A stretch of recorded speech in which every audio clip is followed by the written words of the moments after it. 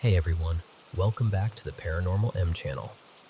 I'm so excited today, and even more excited to be here sharing paranormal stories and experiences from around the world. Drop a comment and tell me where you're watching from, and feel free to send in your own paranormal experiences too. Alright, let's jump into today's stories. And before we start, make sure to subscribe and turn on notifications so you don't miss the latest uploads. Ready? Let's get into it. Okay, so listen. I moved into this new apartment maybe 10 days ago, and I swear, from the very first time I walked in, something in me just tightened. I've always been like that. I don't know how to explain it without sounding dramatic, but I get these instincts. Like a place can feel off, the way the air feels wrong before a storm. My brother Leo and my aunt Nadia helped me bring my stuff in. Everyone was laughing, carrying boxes, doing the whole new place, fresh start thing. And I was smiling too, trying to match the vibe, but inside I kept thinking, why does this feel like I'm not alone? That first night was awful. Not, I'm nervous because it's a new home awful, like deep, sour, nauseating dread. I remember lying there thinking, if I stay here long enough, I'm going to throw up. I barely slept. And then in the morning, I looked down and my legs were dotted with bruises. Not huge ones, but enough to make me pause. I bruise easily, so I told myself, okay, you bumped into something while moving boxes. Calm down. I was also binging scary videos at the time, so I tried to be rational and not feed my own paranoia. But then little things started happening. Stuff I couldn't quite explain, but also couldn't fully prove. Like a ceramic cup I know I left on the coffee table. I went to the bathroom, came back, and it was gone. I looked everywhere and finally found it sitting in the kitchen sink like someone had tidied it away. And I remember standing there, staring at it, trying to convince myself I'd done it without thinking. You know when you're like, maybe I'm just on autopilot. So I let it go. Then objects started falling. Not constantly, but randomly, like a book sliding off a shelf when nothing touched it, or a little trinket clinking onto the floor when I'd been across the room. Every time it happened, I'd jump, then immediately scold myself. Whole building, uneven surfaces, stop making this into a horror movie. During the day, I mostly felt okay. Just every once in a while, I'd get that prickly sensation, like someone was staring at the back of my neck. I'd turn around fast, expecting to catch someone in the act, and of course, nothing. Empty room, quiet apartment. But at night? At night, it was different. At night, it felt like the apartment was aware of me. And the creepiest part is, I started getting used to it.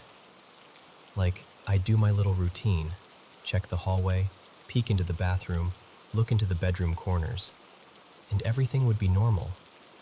No one there. So my brain would go, see? Nothing. And I'd try to sleep with that constant, watched feeling buzzing over my skin. Here's the thing. I'm not someone who thinks everything is evil. I believe in weird stuff, I guess, but I'm not out here trying to summon spirits or whatever. And for most of those nights, it didn't feel like something wanted to hurt me. It felt more like something was observing, curious, present. Like I'd walked into someone else's space and they were silently deciding what to do with me. I didn't tell anyone. I mean, who do you even tell? My friends would laugh, my family would worry, and I didn't want anyone thinking I'd lost it. Plus, if nothing bad was happening, why stir up panic? I can't explain the difference in a way that makes me sound sane, but it stopped feeling neutral. It started feeling closer, sharper, like the air had teeth. And then last night happened. I have insomnia, so my nights are usually the same. I'm up late, scrolling or gaming, telling myself one more thing until I'm exhausted enough to pass out. That night, I finally shut everything off and lay there in the dark, trying to sleep. And the second I turned the lights out, boom, that same sickness from the first night came back, except worse, like my whole body knew before my mind did. My stomach dropped, my skin went cold, and I remember thinking, no, not this again. I opened my eyes and I looked around because it felt stupid not to.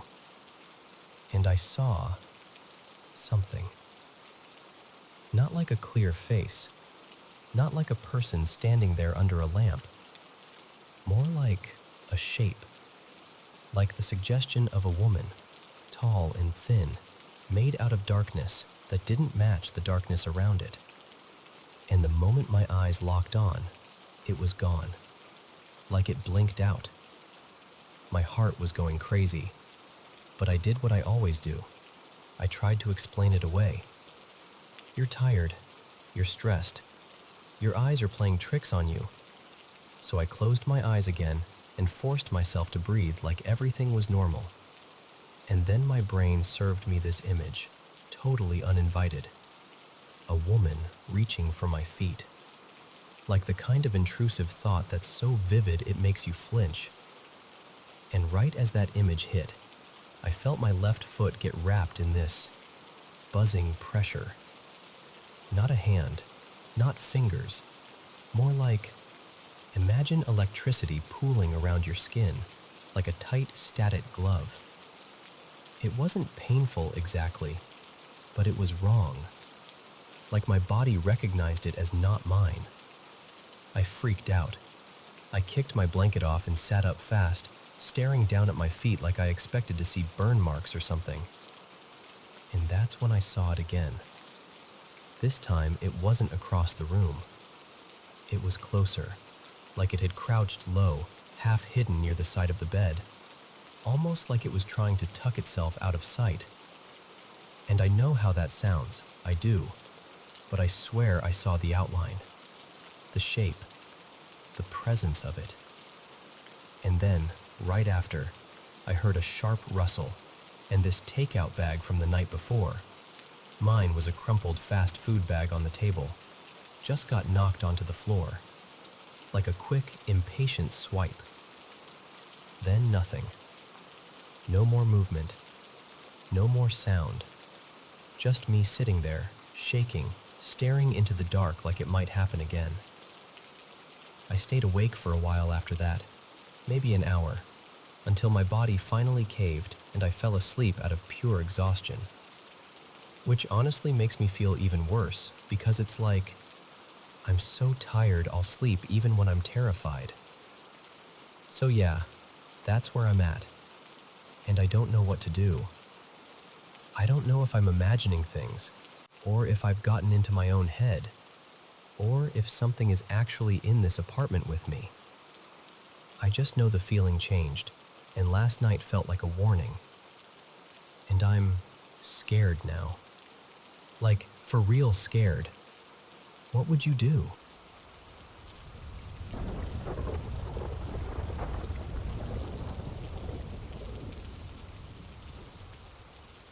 So, this is one of those stories that still makes me feel a little tender when I talk about it. Back in April of 2019, I moved into this old house with a couple roommates. Wood floors that creaked, too many boxes that never fully got unpacked, that kind of place. I already had my own cats, but right before the move, I found this tiny street cat, skinny, sweet, unmistakably pregnant, hanging around near a busy stretch downtown. And I just couldn't leave her there. I kept thinking, if she has those babies out here, they're not going to make it. So I brought her with me. I took her to the vet, and the vet did that careful, professional thing where they're trying to prepare you gently. They told me it would probably be a few weeks before she gave birth. She went into labor 6 days later. I remember thinking, no, this is too soon. And it was. The kittens were so small they barely looked real, like nature had rushed and forgotten a few steps. The first kitten came out and I didn't understand what was happening fast enough. His mom didn't break the sack, and I didn't realize in time. That one still sits heavy in my chest when I think about it. The second kitten, this little fighter, came out in the same danger, and I caught it. I got him out, rubbed him, kept him warm, did everything with shaking hands and this desperate, stubborn hope. He was this 1-ounce preemie, so small he could fit in my palm like a fragile secret. But he lived. The third kitten wasn't in a sack at all. It was stillborn, and it was not fully formed. No fur, no bones you could really feel. Just heartbreaking in a way I don't even know how to describe without my voice going quiet. And then the fourth arrived later that night, when the house was asleep. Like she waited until the world got quieter. And that kitten, oh, her mom adored her. It was obvious. That baby got the special treatment, the cleaning, the nudging, the constant attention, the favorite. The two that didn't make it, we buried in the backyard. I wanted cremation. I wanted something official, something that said, you mattered and you existed. But my partner at the time, Evan, thought it was too much for two tiny kittens that weighed less than a slice of bread. He said, "We're going to live here a long time. They'll still be with us." At the time, I wasn't sure whether that comforted me or irritated me. Now I'm not so sure it wasn't true. The mom and the fourth kitten ended up getting adopted by a friend, Marisol, who really wanted a girl kitten and absolutely did not want a boy. So the fourth baby went with her, along with Mama Cat. The second kitten stayed with me. I named him Juniper, though everyone called him Junie. And he grew up into this big, slightly goofy 12-pound cat who, according to my vet, has a little bit of neurological weirdness, but honestly, he's pretty normal. He's just a little extra in the head, like his thoughts take the scenic route. Anyway, not long after Marisol adopted the mom and the fourth kitten, something started happening in the house. One night I woke up suddenly, that half-awake panic you get when something feels wrong before your brain even catches up. Junie usually slept beside me, and I had this weird habit with him. I'd reach out with my hand in the dark, and he'd press his forehead into my palm. It was our little "I'm here" signal. That night, I reached out and nothing. No warm fur, no solid little head. So I sat up fast and looked around the room, heart pounding. I saw him, or what I thought was him, curled in one of the square boxes on the cat tree. So I got up and walked over and reached into the box to pet him. I felt the back wall of the box. Empty. I froze there for a second because I genuinely thought my brain was glitching. Like, did I just hallucinate a cat? Then I found Junie asleep in the hallway, like he'd been there the whole time. And that should have been the end of it, right? Just a sleeping the stake, a trick of the dark. Except the first kitten, the one I lost, looked almost exactly like Junie. Same markings, same little face shape, like a copy with a softer outline. I told myself I was just grieving, that I was filling in gaps with wishful thinking. Then Evan said casually, like he was commenting on the weather, "Oh, I saw him too, the other one, on the cat tree." I remember staring at him like, "What do you mean you saw him too?" And Evan goes, "I looked at him and I just knew his name was Milo, like it dropped into my head." We didn't even argue about it. It was one of those things that felt strangely settled, like the name had always been his. And then there was the other kitten, the third one, the stillborn one, the one that didn't look like Junie at all. Evan said he'd seen that kitten a couple times too, but he couldn't place the name. He kept saying it felt like something that started with an L, like Luca or Lumi, something like that. And he wasn't sure if it felt like a boy or a girl. A couple days later, I had this dream that felt so vivid it made my skin prickle when I woke up. In the dream, I was in this little pet shop looking at a grown cat, full-sized, healthy, calm, who looked exactly like that third kitten would have if nature had finished the job. There was a tag on the cage door with her name. It said, Lark. When I woke up, I said the name out loud before I even sat up, like I didn't want it to slip away. I told Evan, and after that we just called her Lark, like that's what she had been waiting for. A name, a recognition. And here's the part that makes people give me that look. You know the look. The okay look. Visitors would come over and say things like, wait, where did the other cat that looks like Junie go? Or, I thought you had a second kitten. One of my roommates, Caleb, had friends over one night, hanging out in the craft room with the door closed. We didn't allow the cats in there because there were beads and thread and glue guns and all kinds of stuff that could hurt them. The rule was strict. No cats. But later, Caleb's friends were laughing and asking why we had secret cats. Because, apparently, they felt cats brushing against their legs. They saw a small shape dart by. They swore something jumped onto the couch with them, light as a breath, and then disappeared. We searched the whole house, every time. Nothing.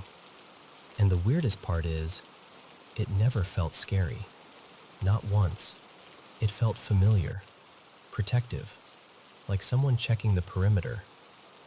I started thinking maybe Milo and Lark were still around because, I don't know, because their brother survived, because they wanted to make sure he stayed that way. And then there's this, the part I don't even bring up unless someone seems genuinely open-minded. Sometimes Junie and two of my other cats will sit in the same spot, facing the same direction, totally locked in. And then, at the exact same time, all three will tilt their ears back, or angle them toward the same corner, like they're listening to something I can't hear, like they're reacting to a presence moving through the room. Someone once told me, dead serious, that maybe those kittens could share space with my living cats, like borrow their bodies for a moment. I don't know if that's a thing. I'm not claiming it's a thing, so yeah. That's my story.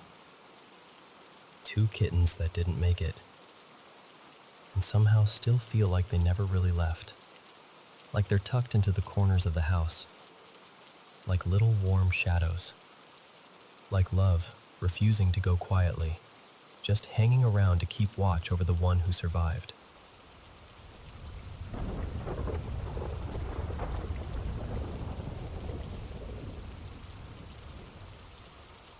So, this happened back in 2011, but I remember it so clearly because it genuinely rattled me, and my friends and I talked about it for ages afterward, like we were going to solve it if we just replayed it enough times. At the time, I was living in my very first apartment by myself. It was one of those semi-basement units where the windows sit right at sidewalk level. To get to my front door, you had to walk down this narrow little staircase, like you were heading into a cellar. The building was old. Creaky floors, chipped paint, that kind of old. And the neighborhood wasn't exactly comforting, especially at night. When I first moved in, I was paranoid all the time. I'd jump at every sound. If someone walked above me, I'd freeze and listen to every footstep like it was a warning. But after a while, I settled in. I started to like it, honestly. The place had these wide windows that let in a surprising amount of daylight, and when the sun hit the living room in the afternoon, it almost made you forget you were technically below ground. There was one part of the building that always made my skin crawl, though. The storage room across the hall from my unit. It was dark and damp and smelled weirdly metallic, like old pipes. I refused to go in there alone.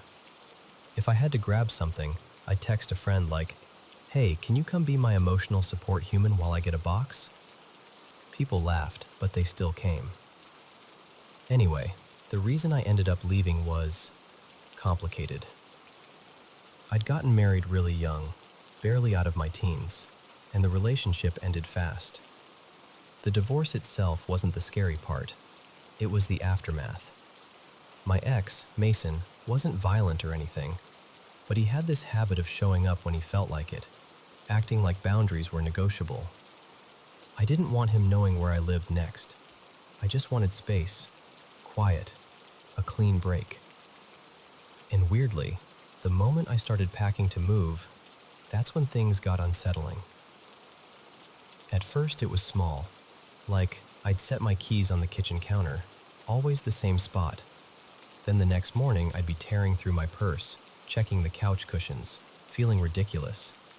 And I'd find them somewhere that made no sense. On top of the bathroom sink, in the pantry. Once I found them on the windowsill behind a curtain I never opened. It wasn't just keys either.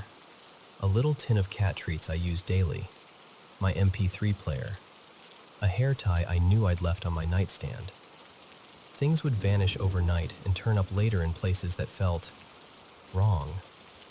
Like someone had put them there on purpose, as if to prove they could. I kept trying to explain it away.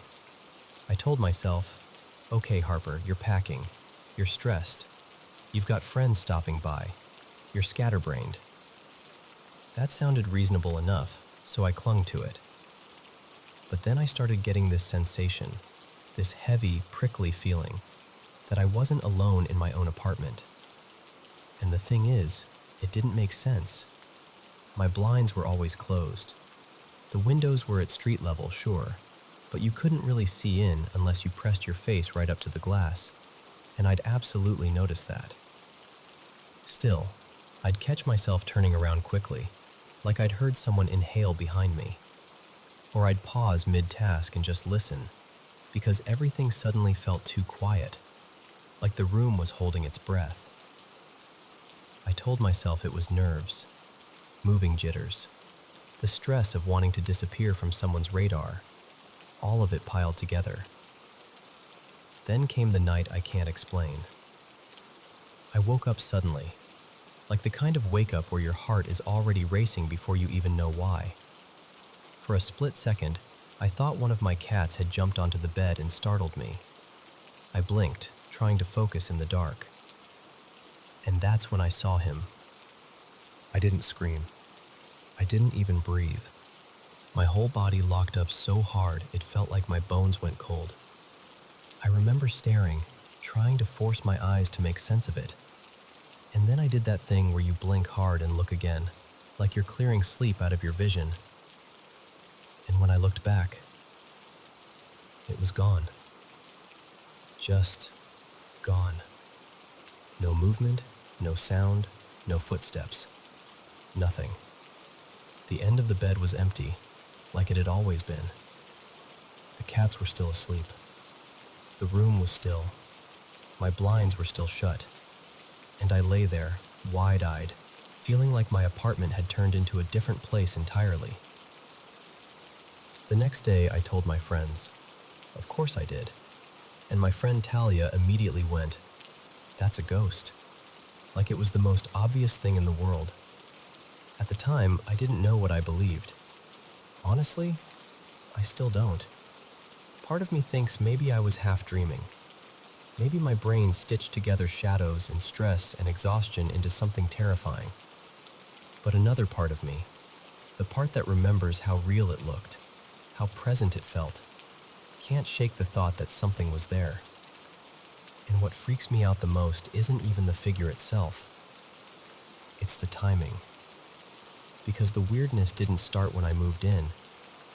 It started when I began leaving.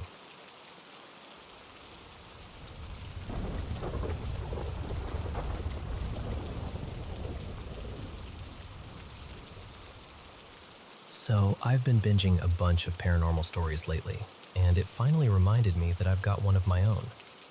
Actually, more like a whole little collection of them. And they all happened in the creepiest apartment I've ever lived in, hands down.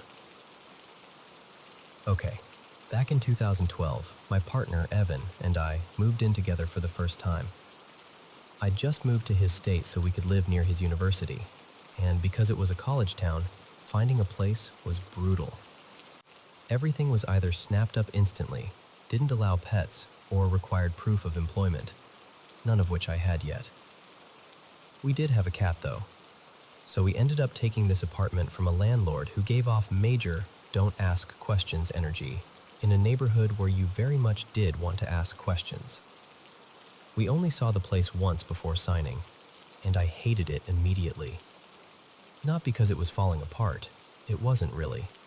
It was actually kind of spacious, but something about it made my skin feel tight, like my body was bracing for something it couldn't name. At the time, it was being worked on. No carpet yet, paint smell everywhere, tools and plastic sheeting, that whole deal.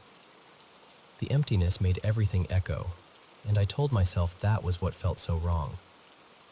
Also, the apartment sat partially below ground, so the living room windows and both bedroom windows were basically at sidewalk level. People walking past felt close. Too close. Then we moved in. The first night we came in after dark, I remember standing in the living room and staring down the hallway toward the back bedroom. And I felt this cold, slow dread for no reason I could explain. The layout was simple. Front door opens into the living room, hallway runs straight back, kitchen and bathroom on one side, a second, smaller bedroom on the other, and this little utility closet and laundry closet tucked along the hall. The big bedroom was at the very back, farther from the street, bigger, quieter. It should have been the more comfortable one. It wasn't.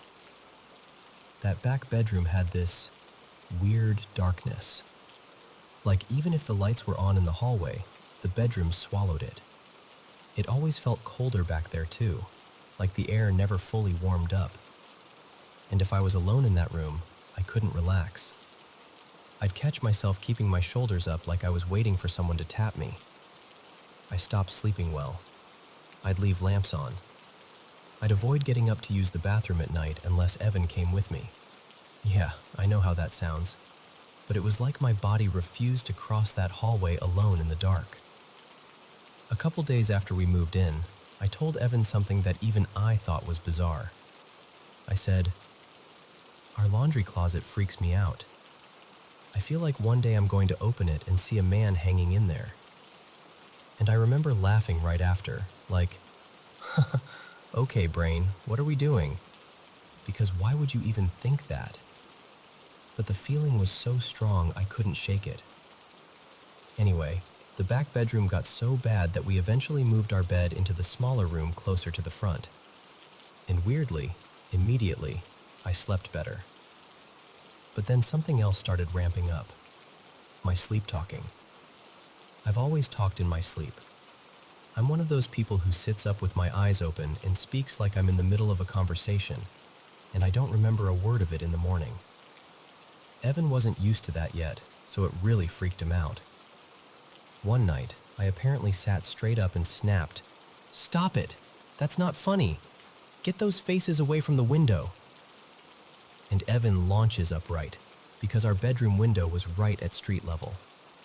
He thought someone was messing with us outside. He climbed up on the bed and yanked the curtain back like he was ready to fight. Nothing. Sidewalk empty. Just the glow of a street lamp and the occasional car. Middle of the night.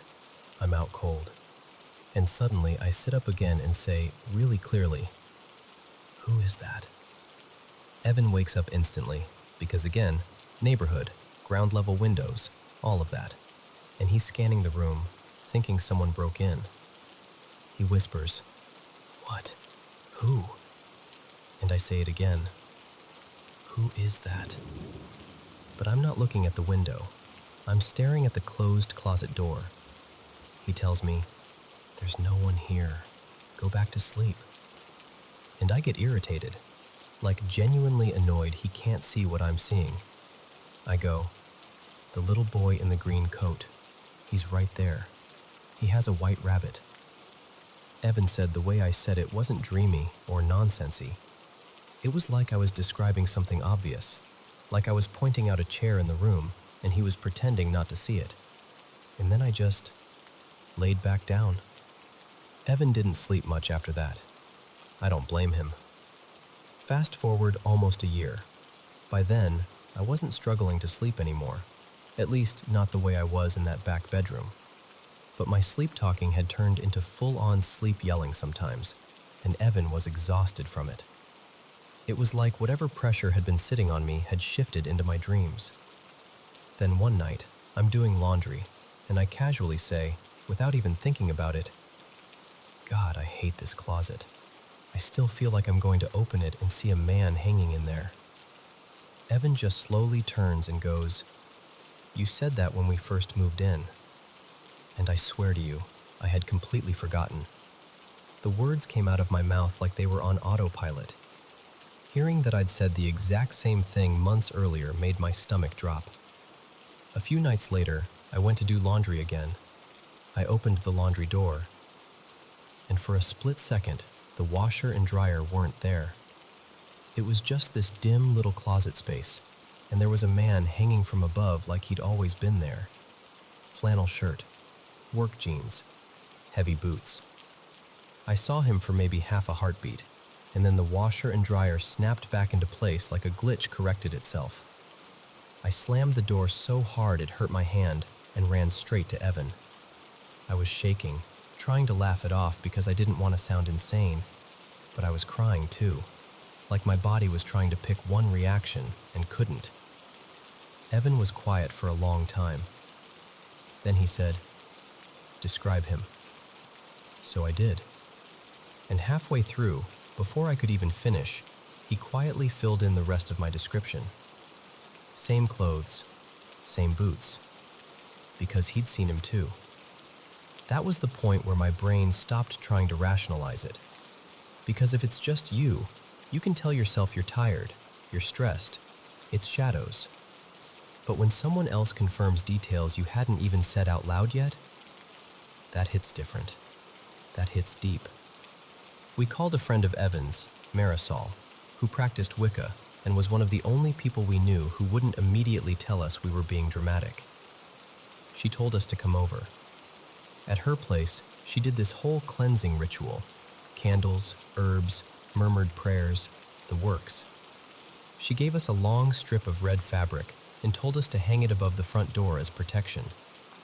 She also gave us a small candle that had been lit from what she called a working flame, and she told us to use that to light any other candles or incense we burned in the apartment. And she told us to draw a specific symbol on the fuse box near the laundry area. So we did all of it. We hung the red fabric above the door, we marked the fuse box, and then, because I had an early shift the next morning, and I'm not proud of this, I told Evan, "Can you start the laundry and I'm going to bed?" I passed out immediately. Evan stayed up, procrastinating, because he was creeped out. He told me later he just sat there staring at the laundry door like it was going to breathe. And this is the part I didn't witness. This is entirely Evan's story. But I believe him, because he's the kind of person who hates exaggerating. He said the second he touched the doorknob with his free hand, the one not holding the candle, the laundry door started shaking. Not rattling gently, shaking like someone was on the other side slamming both fists into it. And he heard a man screaming. Not like through the walls, not like from outside. He said it sounded like it was coming from inside the closet. Meanwhile, I'm asleep in the room across the hall, completely unaware. No waking up, no hearing anything, nothing. Evan said it lasted a few seconds, long enough for him to freeze, long enough for him to feel his stomach drop, long enough for him to think, "Oh, I have made a mistake." Then everything stopped. Total silence. He waited. Then he opened the door, and according to him, the air inside the laundry closet felt normal, like the heaviness just lifted, like walking into a room after someone finally opens a window. From that night on, the laundry closet didn't scare me anymore, not like before. The nightmares calmed down. The apartment still never felt friendly exactly, but it stopped feeling like it was actively watching us. Evan still tells the story like it's a joke sometimes, like, "Remember when I accidentally exorcised the laundry closet?" But his eyes always do this tiny flicker when he says it. like part of him is still standing there in that hallway, candle in hand, listening to something scream in the dark.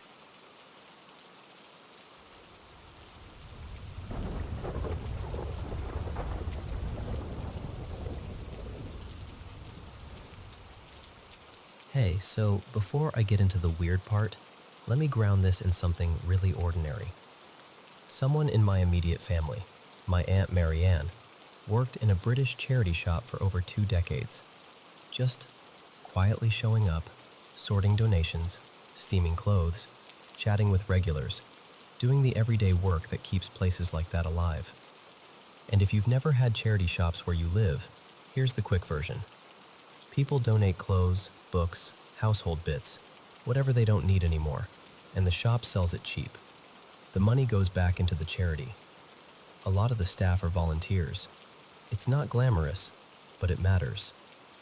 And this particular shop, it mattered to a lot of people who passed through it. What most people didn't know was that it also had a reputation. Not fun, spooky story for Halloween reputation. More like, the building has moods, and sometimes it behaves like someone's still living in it. I'm telling you this straight. Nobody in my family was trying to build a legend, and there was never any benefit in pretending. Honestly, if anything, it was embarrassing to even talk about, until it happened too many times to shrug off. Anyway, the shop was in Norwich, a really old city in East Anglia. The kind of place where history doesn't feel buried. It feels stacked on top of itself.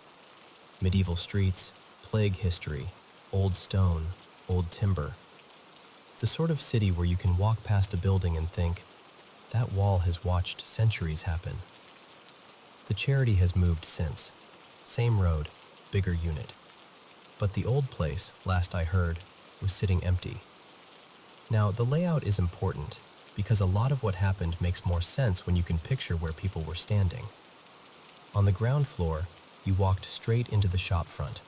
Clothing rails on both sides, the till further in, then a long stretch of shelves with bric-a-brac. At the very back were the changing rooms, facing you like a dead end. Up the stairs, tight, old, winding stairs that only really fit one person at a time, you got to the first floor, staff only. On the right was this little box room you had to step up into, stacked with donated goods. Straight ahead was the sorting room, also up a step, where volunteers priced items and steamed clothes. Up again to the second floor, you could only turn right. This is where the staff room and toilets were. And then there was what we all ended up calling the top corridor, like a half level above the second floor. A short hallway with a fire exit on one side, the book room ahead, and another storage room used for extra stock and seasonal window displays. That last room, I hated it. I hated the feeling of it. It was the only place in the whole building where my stomach would drop the second I crossed the threshold. Oh, and there was supposedly a hidden basement too. The story was you could get to it by moving part of the till unit and finding this concealed door, down into what used to be an old kitchen space, like early 1900s, maybe older. Big old range, table, that kind of thing. I never actually went down there. Part of me is glad. So, what was the activity like? It wasn't constant. It wasn't like a haunted house attraction where something happens on cue. It came in waves. Some months, nothing at all. Then you'd get a stretch where something happened almost every week, and the experienced volunteers would start quietly warning the new ones. Like, look, you might laugh now, but just don't panic if the building does something. And the new volunteers always laughed. Until they didn't. The strangest part was how normalized it became.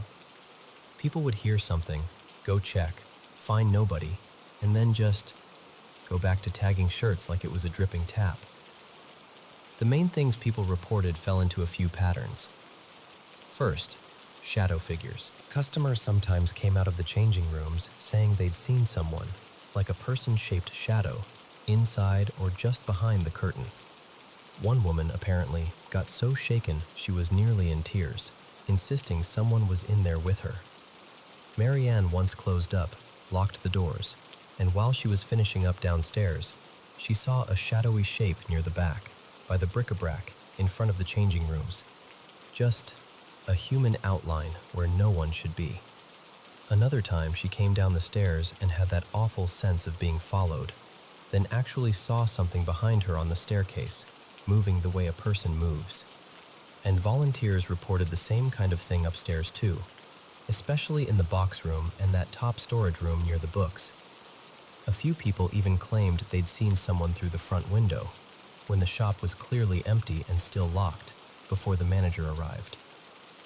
Second, sounds. This was probably the most common.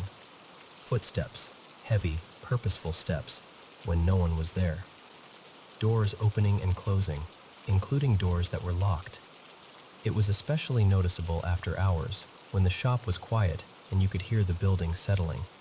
Except these weren't settling noises.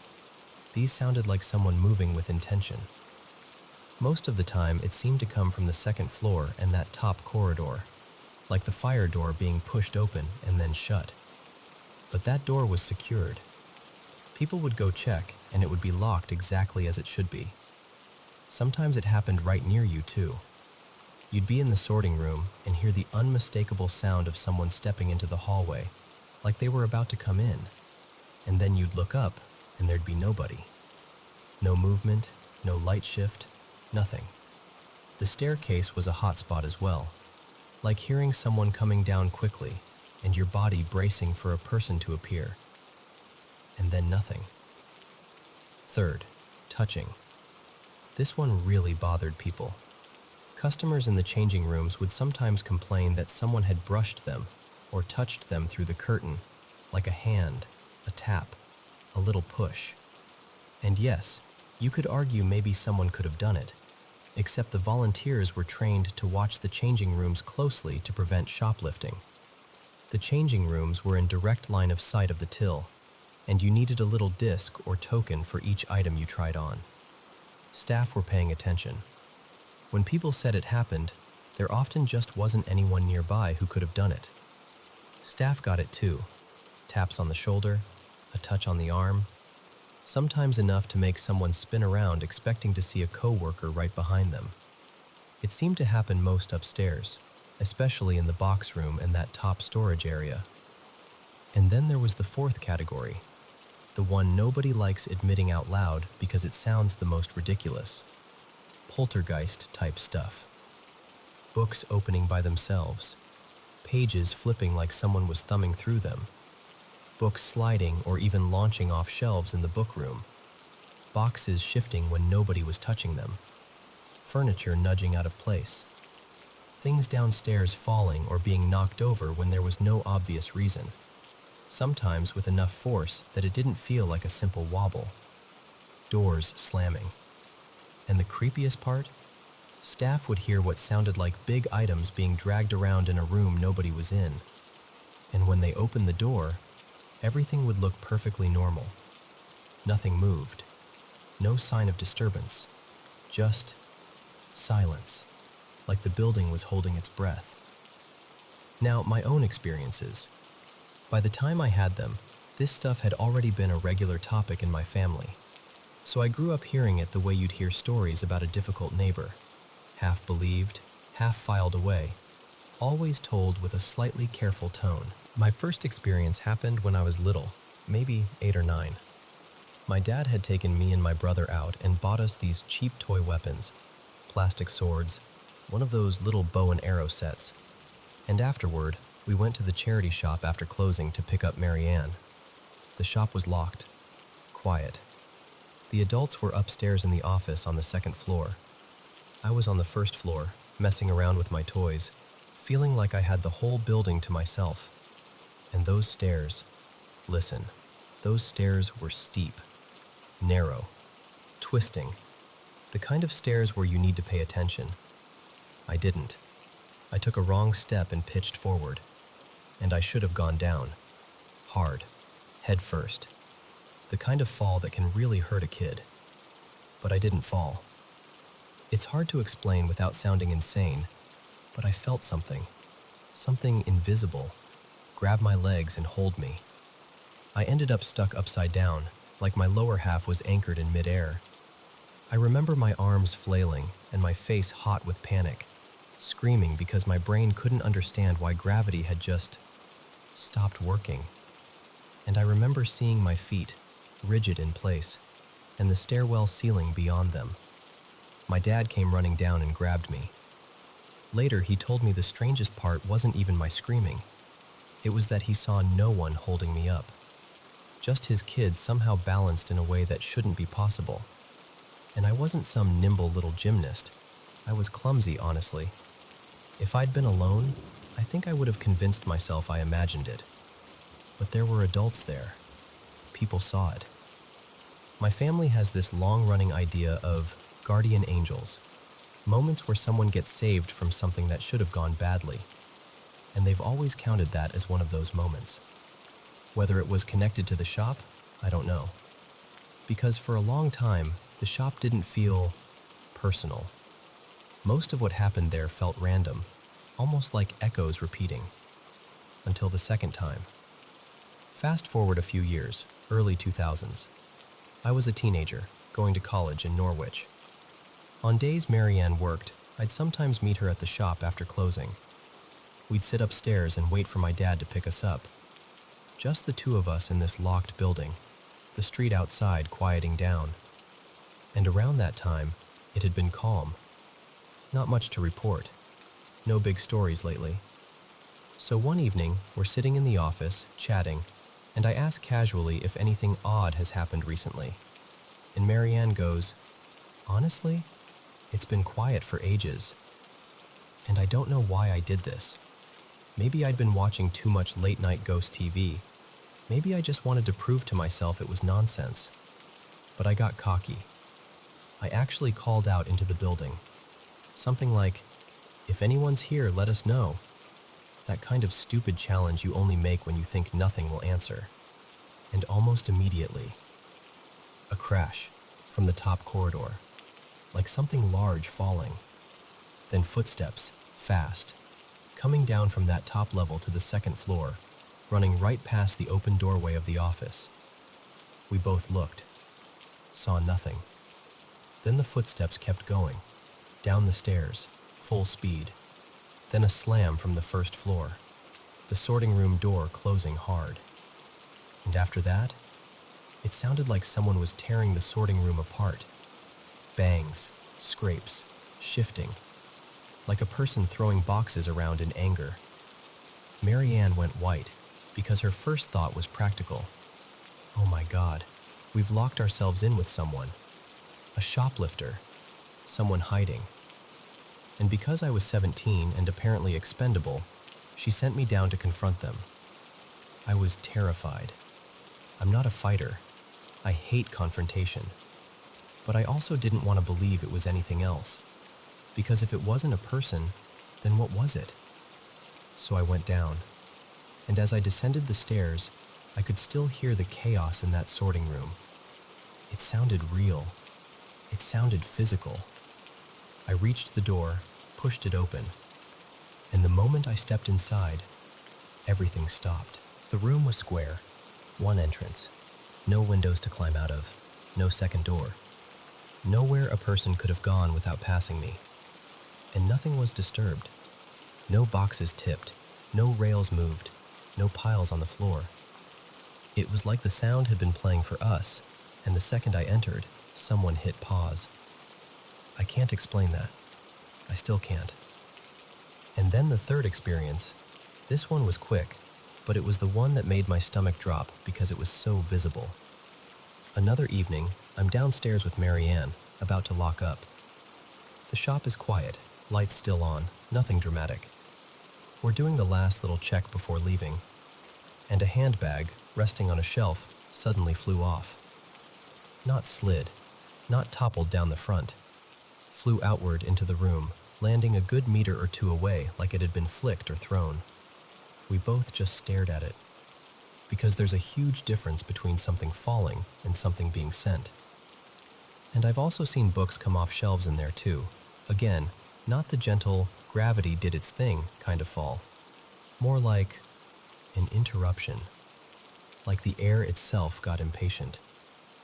So that's the story. A small, ordinary charity shop that most people walked past without a second glance. Quiet volunteers, donated jumpers, old paperbacks, sitting inside a building that sometimes behaved like it was sharing the space with someone you couldn't see. And if you're listening to this thinking, okay, but what was it? Who was it? I wish I could tell you. All I can say is, people didn't go looking for it. It came to them. And after enough years, enough footsteps, enough taps, enough doors that shouldn't open, enough objects moving like they had opinions, you stop asking whether it's real, and you start asking what it wants.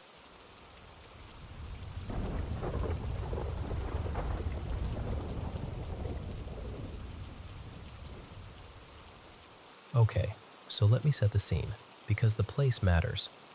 Right on the edge where Howard County turns into Carroll County in Maryland, there used to be this old tuberculosis sanatorium called Henryton State Hospital. It dated back to the early 1900s, and it had this heavy kind of history.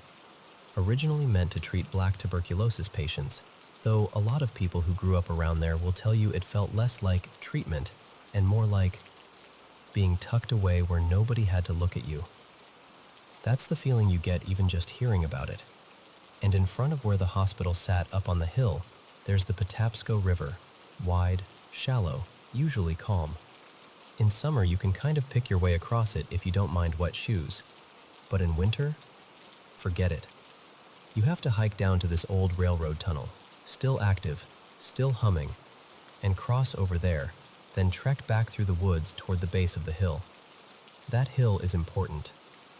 Remember the hill, because for some reason, that hill has a weird relationship with car keys. So, first time. This was back when my partner, let's call him Evan, was a senior in high school. It was a brutally cold Saturday. Snow on the ground, the kind that squeaks when you step on it.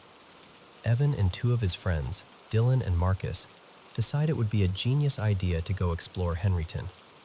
They do the whole thing. Hike to the tunnel, cross near the river, climb around the abandoned buildings for a few hours. They're teenagers, so, yeah, they're goofing around, acting brave, smoking a little weed, daring each other to go into darker rooms. That kind of day. And when they finally make it back to the car, it's already getting dark. And Evan pats his pockets, and he goes, guys? No keys. They check the ground. They check the car. They check every pocket again, like the keys are going to magically appear the second time. Nothing. The last place Evan remembers holding them? The base of the hill, right where the path starts to climb up toward the hospital. But here's the problem. No flashlights, snow everywhere, and that hike back isn't just go back. It's cross the river area again and cover ground in the dark, in the cold, half-stoned, in the woods. Not smart. So Marcus, who's wearing these thick snow pants, goes, I'll do it. I'll just wade across and check the trail. Which is insane, by the way. It's freezing. But he does it, and he finds the keys. Pretty quickly. Not buried, not off to the side. Right in the middle of the path at the bottom of the hill, like someone set them there. They all shrugged it off. Teenagers lose stuff. You get distracted. You drop things. When Evan told me that story years later, I laughed and said, yeah, you guys were just high. Like, case closed. I didn't even entertain anything paranormal. Not even a little. Then came the second time. A few years later, around October, right before Halloween, Evan and I decide we're going to hike up there together. I'm thinking, spooky vibes, crisp air, little adventure. We'll take pictures, poke around, leave before it gets too late. We hadn't checked anything online because we're apparently allergic to planning, and we didn't realize the place had been demolished a few years earlier. Like, fully torn down. On the hike, Evan retells the key story, and we're laughing about it. But I'll admit, hearing it out there, with the woods quiet and the river nearby, It made me weirdly aware of my own keys. So I do this very responsible thing. I clip my keys, carabiner and all, to Evan's backpack strap. Tight, secure, not going anywhere. Then we get close to, the base of the hill. And I don't know how to explain this without sounding dramatic, but I suddenly felt watched. Not like, oh, there might be another hiker. More like that prickly feeling on your neck when you realize you're alone, but you don't feel alone. I told myself, it's just the story in your head. It's October. You're doing the spooky thing. Stop. And then, out of nowhere, my keys start jingling. Not a tiny shake, like a deliberate rattle, like someone had their fingers on them. I look at Evan like, are you messing with me? And he looks genuinely confused, like he hadn't even moved. The keys keep rattling for a second longer. Evan reaches over, unclips them, and sticks them in his pocket like, okay, nope. And we keep walking up. We reach the top and, no hospital, just a clearing, trees, broken bits of foundation. It was honestly depressing. Like the land itself was trying to pretend nothing ever happened there. So we turn around and start heading back down, and we're almost at the bottom of the hill when I see something on the trail. A single car key, just sitting there. I laugh because it feels like a joke. Like, wow, someone else did the Henryton key thing. Evan bends down, picks it up, and holds it up like, hey, isn't this yours? And my stomach dropped, because it was mine. And I immediately go, that's impossible. They're in your pocket. So Evan pulls my keys out of his pocket. And sure enough, the car key is missing. Now listen, my keys are not flimsy. They're on a carabiner. The car key was attached to a key ring that doesn't just come undone. You'd have to twist and work it off. And there it was, detached, alone, sitting in the center of the trail at the bottom of the hill. Evan just goes, really quietly, this is exactly where Marcus found mine. And that same watched feeling rushed back so hard, I felt kind of dizzy. I put the key back on the ring with shaking fingers, and the whole walk back to the car, I held my keys like they were going to sprout legs and run. And the weird part? Even dangling from my hand, they didn't make a sound again. Not a single jingle. For a long time after that, I tried to rationalize it. I did the whole coincidence thing. I told myself maybe the ring was looser than I thought. Maybe my key snagged on fabric. Maybe I didn't clip it as securely as I believed. But deep down, it didn't sit right. Then came the third time, and this is the one that finally snapped something in me. Evan and I decide to go back one more time, partly because it's actually a beautiful hike, but mostly because we wanted to test it. Like, okay, if something up there messes with keys, let's see. And we were prepared, hyper-aware, paying attention. No casual clipping, no absent-minded pockets. The hike out was normal, quiet, a little overgrown, branches and thorny bushes grabbing at our sleeves. The kind of trail where you feel like you're trespassing even if you're not. And then we hit the base of the hill, and that dread hit me again. Instant.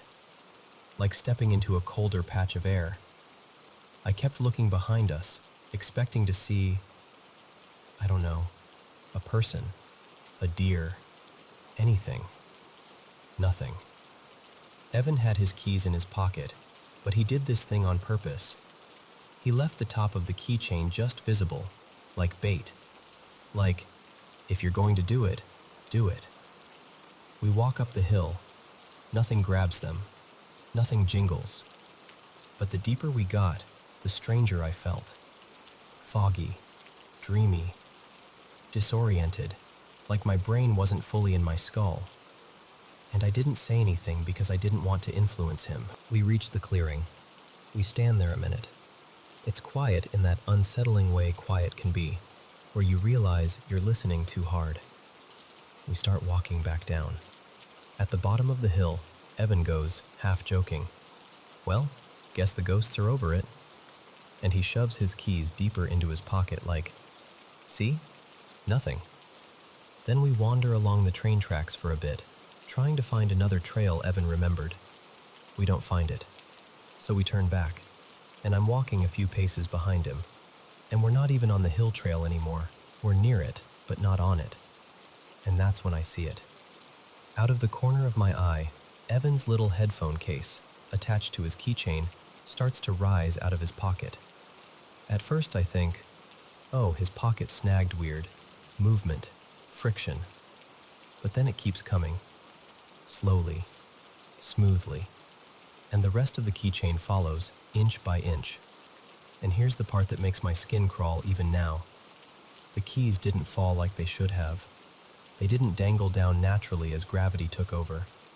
The chain looked taut, like something invisible had a grip on it and was pulling straight upward, trying to slide the keys out without making it obvious. Like it was being careful. Like it didn't want Evan to notice. I just blurted, without thinking, "Your keys are coming out of your pocket."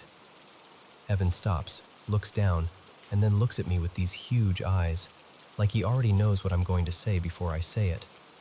He yanks them back into his pocket, and we both just stand there for a second, silent.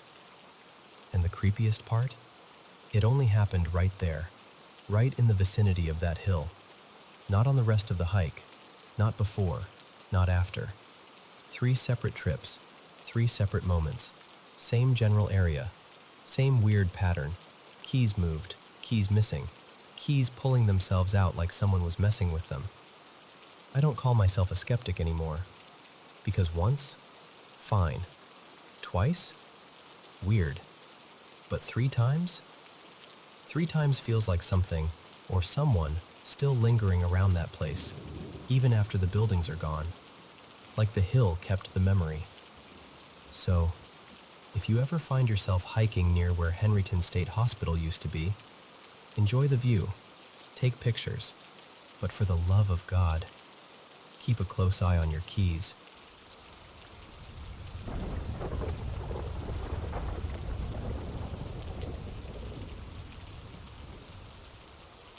Okay, so I just finished the episode, and I need to talk about it, because I genuinely can't stop thinking about the first half, especially the whole method that Marin and Jace use, and then the uncut, debunking footage on top of that. Like, this is one of those situations where it either cracks open something huge about the paranormal, spirits, mediums, all of it, or it's another example of people putting on a performance because it benefits them. And I'm trying really hard to stay in the middle. Open-minded, but not naive. First, quick sidebar about the Robert Dahl stuff, because the comments under that segment were wild. A bunch of people were basically like, "Don't claim the bad energy," or "It doesn't like being filmed," and "It can curse you through video." And honestly, I'm fine so far. But it's one of those legends where if you go hunting for real comments, good luck. Half of them feel like copy-pasted warnings from the same 3 ghost forums. Now, about the house itself. The new owners definitely seem more interested in the attraction side than the historical authenticity. Which, I get it. If you own a famous haunted location, you're going to market it. But it does make me skeptical when they confidently talk about already having tons of evidence, and then, conveniently, Marin and Jace show up with the most dramatic phenomenon imaginable. They also changed some furniture, which is a small thing, but it bothered me more than it should have. If I owned a place known for its history, I'd be obsessed with keeping everything as close to the original experience as possible. Tiny nitpick, but still. And the flickering lights? Look, it's an old house. Old wiring can be a mess. I live in an older place too. Lights flicker. That's not automatically a ghost making a statement. That's sometimes just electricity doing what old electricity does. Now, the big thing, Marin and Jace. They claim they can communicate with spirits, specifically a spirit named Evelyn, who the owner had mentioned earlier as being a calm, friendly presence. Their method is what got me because it's so oddly specific. They have to be touching skin to skin. And apparently, it can even work if someone stands between them, as long as the chain of touch stays unbroken. The moment they make contact, the knocking starts, immediately. And it keeps going even when they're not actively asking anything. And I'm not exaggerating when I say, this is the most compelling evidence I've seen on one of these YouTube paranormal investigations in a long time. They do the whole system. 1 knock for yes, 2 for no, and then spelling using the alphabet with knocks landing on letters. And the thing is, a lot of it feels seamless. It doesn't sound like someone across the room tapping. It doesn't look like a crew member doing something off camera. The answers are often weirdly accurate. There was even a moment where the knocks seemed to lag, like whoever, or whatever was responding, got ahead of itself and had to correct. That kind of imperfect moment is the stuff that makes it feel real. Because if you were faking it, wouldn't you keep it smooth? Wouldn't you avoid a mistake? They also brought up personal stuff, details about Riley and Noah, the investigators, and their producer Miles. That's the part that made the room go quiet, because you can feel everyone thinking, okay, now hold on.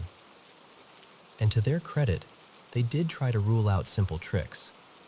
They checked below the room, they checked above it, they moved locations within the house, and it still happened. So yeah, it's intense.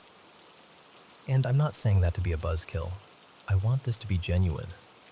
I'm just not willing to turn off my brain because something gave me chills. Here's what starts poking holes for me. For one, if you run a popular haunted attraction, you're already in the business of mystery. Even if you're not outright lying, the incentive to enhance things is right there. And Marin and Jace have a background that raises my eyebrows. They've been connected to paranormal TV circles and regional unusual phenomena groups, stuff where reputation and attention really matter. That doesn't prove anything, but it does create bias. If your identity is built around being the people who can do this, of course you're going to protect that narrative. The debunking footage also didn't really seal the deal for me. It mostly showed that it wasn't some random person off to the side knocking, but it didn't explain what it was, or eliminate the possibility of a trick happening closer to them. A few specific things I couldn't stop noticing. The knocking sound is strangely consistent, like it sounds similar on different surfaces. Even when they move onto gravel outside, it still has that same signature knock. Marin leads the entire flow. She finishes words quickly, she controls the pacing, and in the uncut footage, she guesses a full word when only the first letter was confirmed, like she's steering the outcome. The knocks rarely respond directly to the investigators unless Marin and Jace are the ones guiding it. It's like the spirit only cooperates through them. Marin stays locked onto Evelyn even outside of the house, which feels odd if Evelyn is supposed to be tied to the location. Distance is hard to judge because audio can be deceptive. Sometimes it sounds close, then suddenly farther, and I don't know what to make of that. And the rubber glove test? That's a big one. When the gloves stop it, they explain it as energy being blocked. Maybe, or maybe it's because the method requires a certain kind of contact for a certain kind of physical trick. Also, Marin made a comment joking about them being able to go on dates, like it's normal. But if this starts every time they touch, wouldn't that be incredibly annoying? Imagine holding hands and constant knocking begins. That's either a lifetime of chaos, or the phenomenon is more on command than they admit. The park scene, though, yeah, not convincing. That whole outside segment felt like the weakest part by far. They supposedly connect with a spirit named Tess, described as a teacher who died near a school close to the park. But the information didn't feel impossible to know.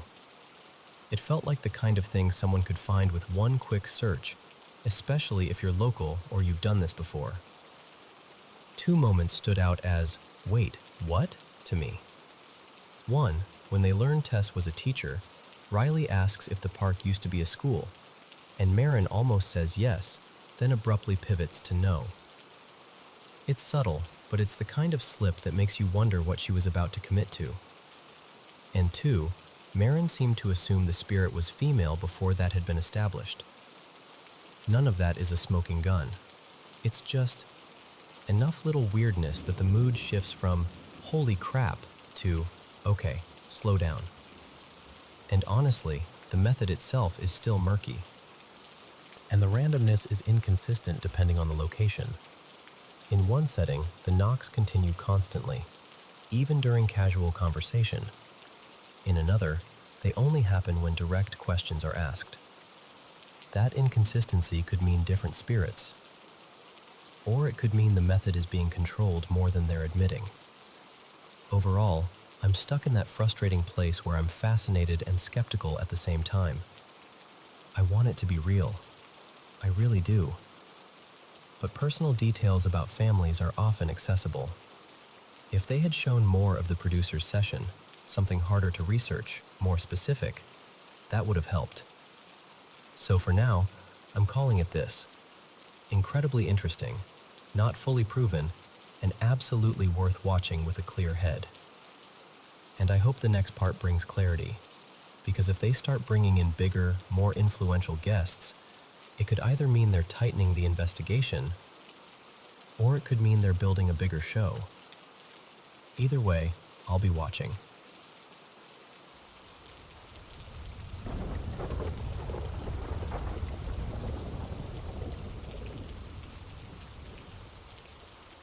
Hey, so I figured I'd share this because it finally boiled over just the other weekend. My dad's always been the tough, no-mystery type. The kind of man who hears the word ghost and snorts like you've just told him the moon is made of cheese. Rubbish, he'd say. Absolute rubbish. Sometimes he'd even get properly irritated if the topic hung around too long. My mum, on the other hand, total opposite. She's one of those people who just knows there's more out there. She's told me stories over the years, little moments she swore were real, things she saw, things she felt. And every single time she brought one up, Dad would shut it down like a door slamming. No debate, no curiosity, just anger, like the subject itself offended him. Then, years ago, this was around 2016, I think, my aunt came to stay with Mum for a bit while she wasn't well. Her name was Elaine. She was always warm and chatty, the type who leaned in when she told a story, like she wanted you to feel it with her. One evening, we somehow got onto the whole paranormal thing. Mum was talking. Elaine was nodding along, chiming in, even getting a bit excited about it all. And I remember thinking, how are they both so open to it, but Dad's like a brick wall? So I asked Elaine straight out, half joking, half curious. How come you and Mum can talk about this stuff so easily, but Dad acts like it's poison? And Elaine just stared at me, genuinely confused. She went, "What do you mean? Your dad isn't a skeptic." I laughed, like she must be mistaken. But she shook her head, real serious now, and said something like, "No, he's not a skeptic because we went through something. Together." I remember the way my stomach dropped, because suddenly it wasn't a silly conversation anymore. I leaned forward and asked, "What do you mean? What happened?" And her whole face changed. She closed right up. She told me, quietly, that she'd promised my dad she'd never talk about it. Not to anyone. And if I wanted to know, I'd have to ask him myself. So I did. Not right away, because my parents had split up by then, and Dad was living a good distance away, and I didn't see him all that often. But the next time I had him on his own, I brought it up gently. Just, "Elaine said you two experienced something once. What was it?" He didn't even look at me properly. just waved it off like a fly. It was nothing, he snapped. And that was it. Over the years, I tried again, a few different times, different moods, different settings, thinking maybe I'd catch him on a softer day. But every time it was the same. A sharp brush off, a flash of temper, like I'd poked a bruise he didn't want touched. And then last weekend he came to stay at my place. We went out, just the two of us, to a little pub nearby. We had dinner, had a couple pints, and for hours honestly, it was lovely. We were laughing, telling old stories, talking about people we missed. It felt easy, normal. And the thing is, Elaine passed away a few years ago now. So whatever happened, whatever she and Dad shared, she took her side of it with her. And I realized, if I didn't ask my dad again, I might never know. So I did. I tried to keep it light, like I wasn't cornering him.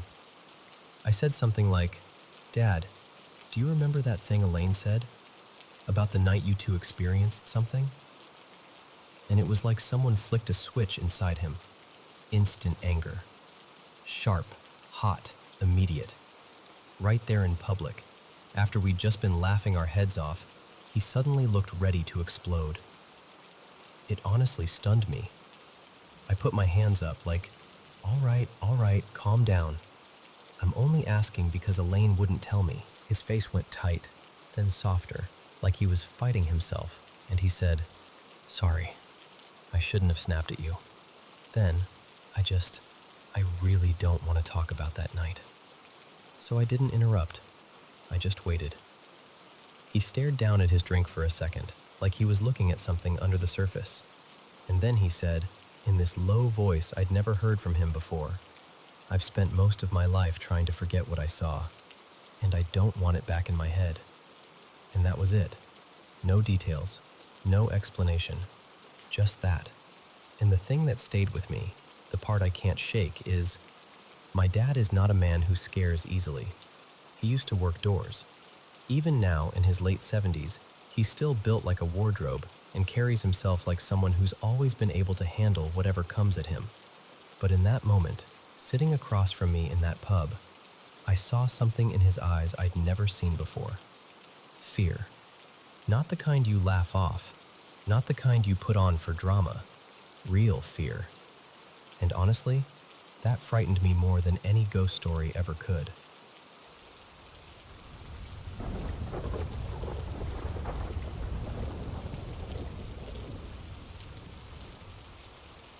So, I haven't really talked about this much, but I've had a handful of intense, ugly, impossible to forget supernatural experiences in my life.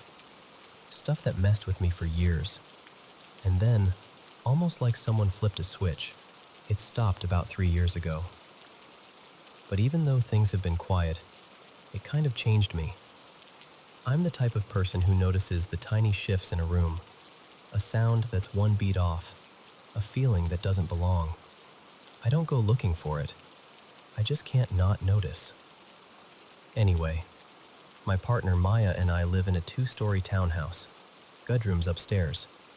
And right inside the bedroom door, on the left, there's this old freestanding full-length mirror. Heavy thing. Oak frame, a little scratched up. The kind of mirror that feels like it has a history even when you don't know what it is. I got it more than 20 years ago when my buddy Trevor was clearing out his dad's place. He was like, "Do you want this?" And I said sure, because it was solid wood and I was broke and young and thought it looked cool. Our bed sits in the middle of the room, and the mirror is across the floor from my side, close enough that if I open my eyes at night, it's right there in the dark. We've got 2 dogs, but our older one, Daisy, usually sleeps with us. She's been around that mirror her whole life. Never cared about it, not even once. And then last night, well, technically this morning, I wake up because I hear this low growl. That deep, serious kind. Not the "I'm annoyed" growl, the "something is wrong" growl. I squint at the clock. 2:47 a.m. Daisy is sitting upright on the bed like a statue. ears forward, head lifted, eyes locked on the mirror. For a second, I'm just confused. Like, maybe she's dreaming. Maybe she heard something outside. So I reach down and give her a little tap on the hip, whispering, "Hey, stop. It's okay." She doesn't even flinch. She lowers her head a little, but she keeps staring into the mirror like it's the only thing in the world. Then, within maybe a minute, she starts up again, growling harder. And this time she slowly slides forward on her belly, creeping toward the edge of the bed. And her growls start turning into these short, sharp barks, like she's warning something. And I swear to you, in that moment my brain runs through 1,000 possibilities all at once. Is someone in the house? Did I forget to lock something? Is there something in the room? Is the mirror about to fall? But the way she's acting, it doesn't feel like a normal noise or a mouse in the wall. It feels focused. Her growling gets louder, the barks get louder, and then she carefully stands up, climbs down off the bed, and walks toward the mirror like she's approaching a threat. She stops about 3 feet away and lies flat on her stomach with her front legs stretched out, head pointed straight at it, growling through her teeth. That's when I get up. I'm trying to stay calm, but my chest is tight, and my skin is doing that prickly thing. I flick on the lights, every light I can reach, and the room looks completely normal, completely boring. Clothes on a chair, the same shadows, the same oak-framed mirror doing nothing but reflecting a lit-up bedroom. I check the clock again. 3:06 a.m. Daisy follows me downstairs like she's on duty. I figure maybe she needs water, or to go outside, or maybe she's sick. Nope.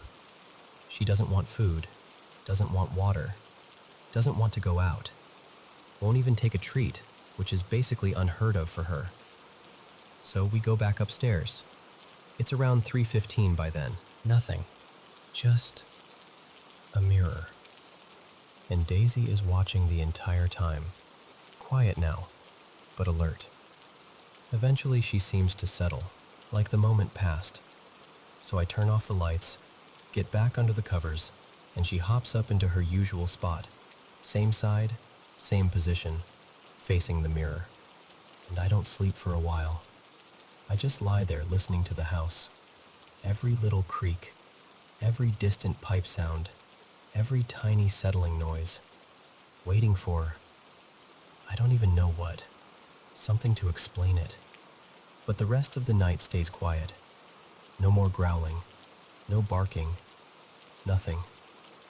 Then this morning I go downstairs to make coffee, still feeling kind of weird about it, and I notice something that makes my stomach dip a little. The doors to the small laundry closet, both of them, are wide open. And listen, that could be nothing. Could be Maya. Could be me. Could be that they didn't latch all the way. I'm not claiming I caught some big paranormal proof moment, but I know they were closed when we went back upstairs around 3. So, yeah. After I typed it all out, I kind of laughed at myself, because on paper it doesn't sound like much. It's not a dramatic horror movie scene, but I'm telling you, being jolted awake in the middle of the night to your dog growling at an old mirror like something is standing there, that is absolutely undeniably terrifying when you're the one in the room.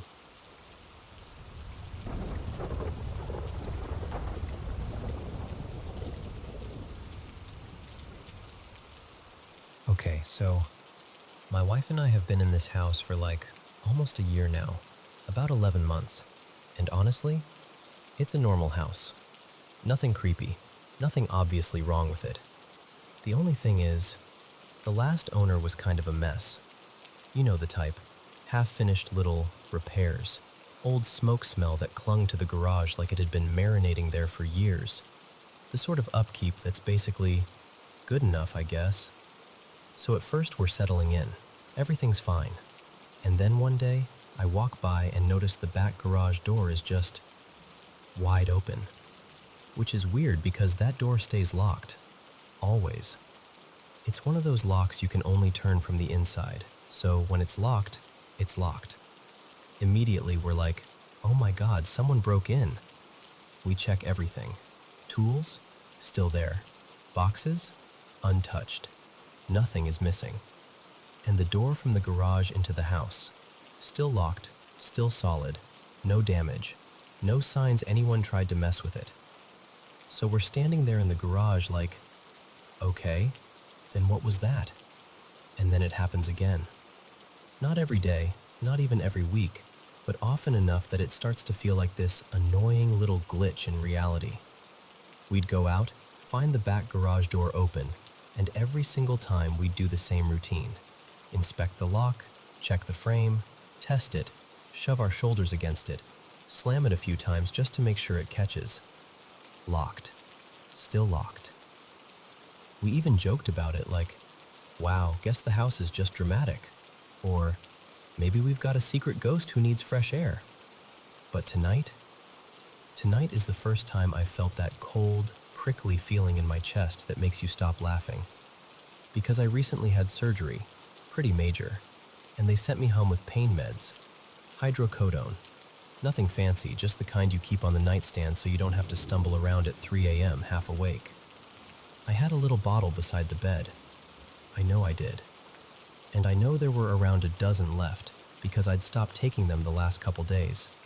I was trying to tough it out. So earlier, my wife, Mara, goes to hand me one because I'm hurting. And she pauses, staring into the bottle, and she goes, "Have you been taking these?" And I'm like, "No, why?" And she just looks up at me, eyes all narrowed, totally serious, and says, "Because there are only 3 left." 3. That was the moment my brain did that thing where it tries to be logical, but it's also doing math at the same time and getting more and more panicked. Because I didn't take them. I know I didn't. And Mara didn't take them. She doesn't touch that stuff. She's the kind of person who won't even take a Tylenol unless she's basically dying.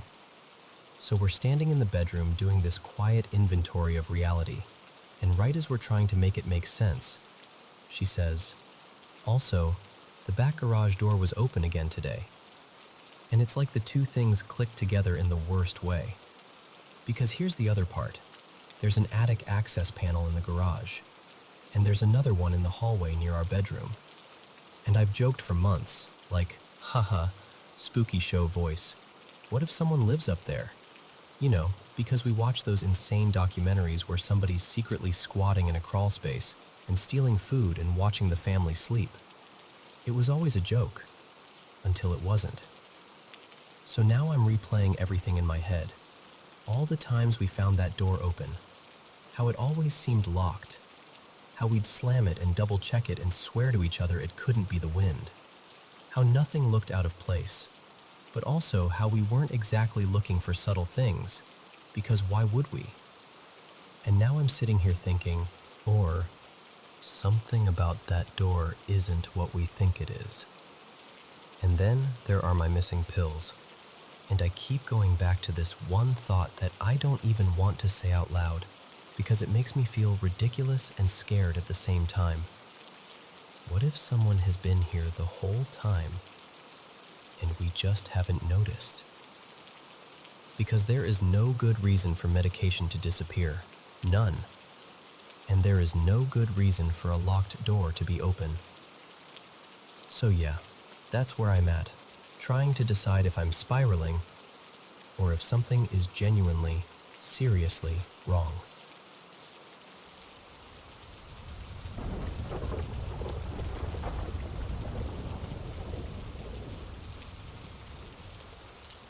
So, I've told this story a bunch of times, and somehow it never gets less unsettling.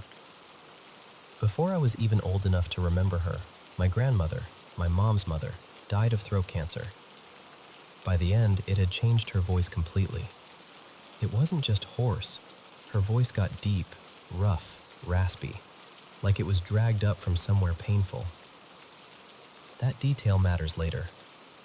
My mom and her weren't especially close, but grief doesn't always follow logic. After my grandmother passed, my mom sank into this heavy depression that, honestly, she never fully climbed out of. And she carried this guilt, like a stone in her pocket, for not visiting more, for slowly drifting from that side of the family. Like distance alone was a kind of betrayal. Years went by. Our life was normal. No creepy shadows in corners, no weird sounds, nothing that felt haunted.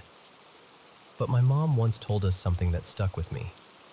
There was a time she felt so hopeless she didn't want to live anymore. And during that time, she had this dream where her mother's spirit came for her, like she was being invited to leave. But my mom said she refused. She told her, "No, I have kids. I'm staying." When I was around 9, my mom dipped hard again. Depression came back like a tide, and insomnia moved in with it. She was a seamstress, so when she couldn't sleep, she'd sew, fixing hems, mending tears, altering clothes, anything to keep her hands busy. And if you've ever heard a sewing machine going full speed at 3 in the morning, you know it's not exactly soothing. Some nights I'd wake up from the clatter and whir, shuffle down the hallway half asleep, and go to the bathroom. One of those nights, I passed her room and saw her sitting at the machine like always, but there was an extra chair pulled up beside her, angled like someone was supposed to be sitting there. I remember pausing and asking, all innocent and blunt like kids are, "Why do you have a chair there if nobody's using it?" She didn't answer, not even a glance, just kept sewing. I shrugged it off, because what else do you do at that age? You go back to bed and let grown-up weirdness stay in grown-up spaces. But months passed, and it kept happening. The chair would appear beside her while she worked late at night. My dad and my sisters got worried, and, honestly, irritated too. It's hard to be compassionate at 3 a.m. when a machine is rattling the walls. Still, we knew it was how she coped. Watching someone you love unravel slowly is its own kind of helpless. One evening after dinner, we were all sitting around the table, me, my sisters, my dad, and my oldest sister, Mariana, brought it up like it was a joke. "Mom, why do you keep setting a chair next to you when you sew? Like you're hosting company?" We all laughed, not in a cruel way, more like trying to lighten the heaviness that had been sitting with us for months. My mom just smiled, a real smile, and she said, very calmly, "Because my mother visits sometimes. I leave her somewhere comfortable to sit." The table went quiet for half a second, like everyone's brain collectively hit a speed bump. But then, we didn't argue. We didn't challenge it. Because for the first time in a long time, she looked happy. And when you've been watching someone sink, you cling to whatever makes them float. Winter came. Our house was old and drafty, and we didn't have proper heating, so we bought those portable space heaters, one for each room. One night, my mom mentioned something small and strange, like it wasn't even worth noting. She laughed softly when she said it, like it was sweet, like it was proof.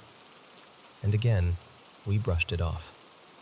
We were all walking around on emotional tiptoe, and nobody wanted to be the one to say, "That's not comforting. That's terrifying." Then came the phone call. I'll never forget it, because it didn't feel like a story while it was happening. It felt like the air in the house changed permanently. My mom came stumbling out of her room, crying so hard she couldn't breathe right, like she'd been punched in the chest. She was hyperventilating, shaking, one hand pressed to her mouth like she was trying to keep something inside her from spilling out. We rushed to her, me, Mariana, my other sister Lucia, my dad, all talking at once. "What happened? Are you okay? What's wrong?" And she finally gasped out that the phone rang, and she answered. But nobody spoke. Just silence. Then she heard breathing. Slow, strained, wet sounding, like the person on the other end was fighting for air. And then the breathing shifted into this deep, rasping sound that made my stomach turn, because it sounded exactly like how my grandmother's breathing and voice had been described when she was close to dying. And then, my mom heard her voice, her real voice, calling her name. Rosa, Rosa, Rosa, over and over. My mom said her whole body lit up with relief at first, like finally, after all these years, after all those lonely nights, her mother was really there. And I could see it in her face while she told us, this desperate, aching joy mixed with disbelief. But then she said the voice changed. It dropped lower, too low. The rhythm got wrong, like it wasn't speaking anymore. It was performing something. The warmth drained out of it, and it turned heavy, dark, almost guttural. And then it got loud. Not just loud like yelling, loud like something trying to push through the phone line, like it wanted to be in the room. And that's when my mom realized, in a flash of cold terror, that this wasn't her mother. Whatever it was had been wearing her mother's voice like a mask. She panicked, hung up, and ran out to us. And what broke me, even as a kid, wasn't just that she was scared. It was the heartbreak. Because you could see the moment she understood she'd been tricked. Like someone had offered her comfort with one hand and then pulled out a knife with the other. I've never seen a face hold grief and fear at the same time like that. It was raw. A week later, my sisters, who were not religious, not spiritual, not the type to do rituals, came home with a Bible and a bundle of something to burn. Not Palo Santo this time, some kind of cleansing herb they'd found at a botanica shop. It smelled sharp and earthy, and it smoked like crazy. They walked through every room reciting passages, half-remembered prayers, bits they looked up, things they'd heard from older renters. The smoke crawled along the ceiling and pooled in corners like fog. My dad stood there with this expression like, I cannot believe this is my life. My mom barely participated. She was quiet, exhausted, almost ashamed. And me? I just watched. Too young to fully understand, old enough to feel that something was seriously wrong. The next night, after dinner, we were all in the living room watching some trashy reality show, something loud and stupid, the kind of thing you put on to drown out your own thoughts. It was winter. All the windows were shut. I remember that clearly because Lucia had made me get up earlier and check my bedroom window twice. Then we felt it. A rush of wind, right through the room, like someone had opened a door directly into our faces. We all turned at the same time, confused because nothing was open. And that's when we saw it. Not a person, not a shape like in movies, more like a smear of shadow, soft-edged, almost like smoke that refused to be smoke. It drifted from the dining area into the living room, fast, purposeful. It didn't hesitate. It moved like it knew exactly where it was going. It reached the back door, and the door swung open. Then, in the next instant, the gate at the end of the yard yanked open too, like it was nothing, like it weighed as much as a curtain. The shadow slipped out. And then the wind slammed everything shut, door first, then the gate, with this sharp, violent finality that made all of us flinch. Nobody spoke for a second. My sisters were shaking. My dad just stared like his brain couldn't file what he'd just seen. My mom looked pale, hollow, like she'd been proven right in the worst possible way. And me? I felt confused and weirdly fascinated, because at that age you don't have a category for it. You just know something impossible happened in your living room, and every adult you trust looks just as lost as you feel. It was only later, when I got older, that I understood the shape of it. Something had been in our house. Something had noticed my mother's grief and guilt and loneliness.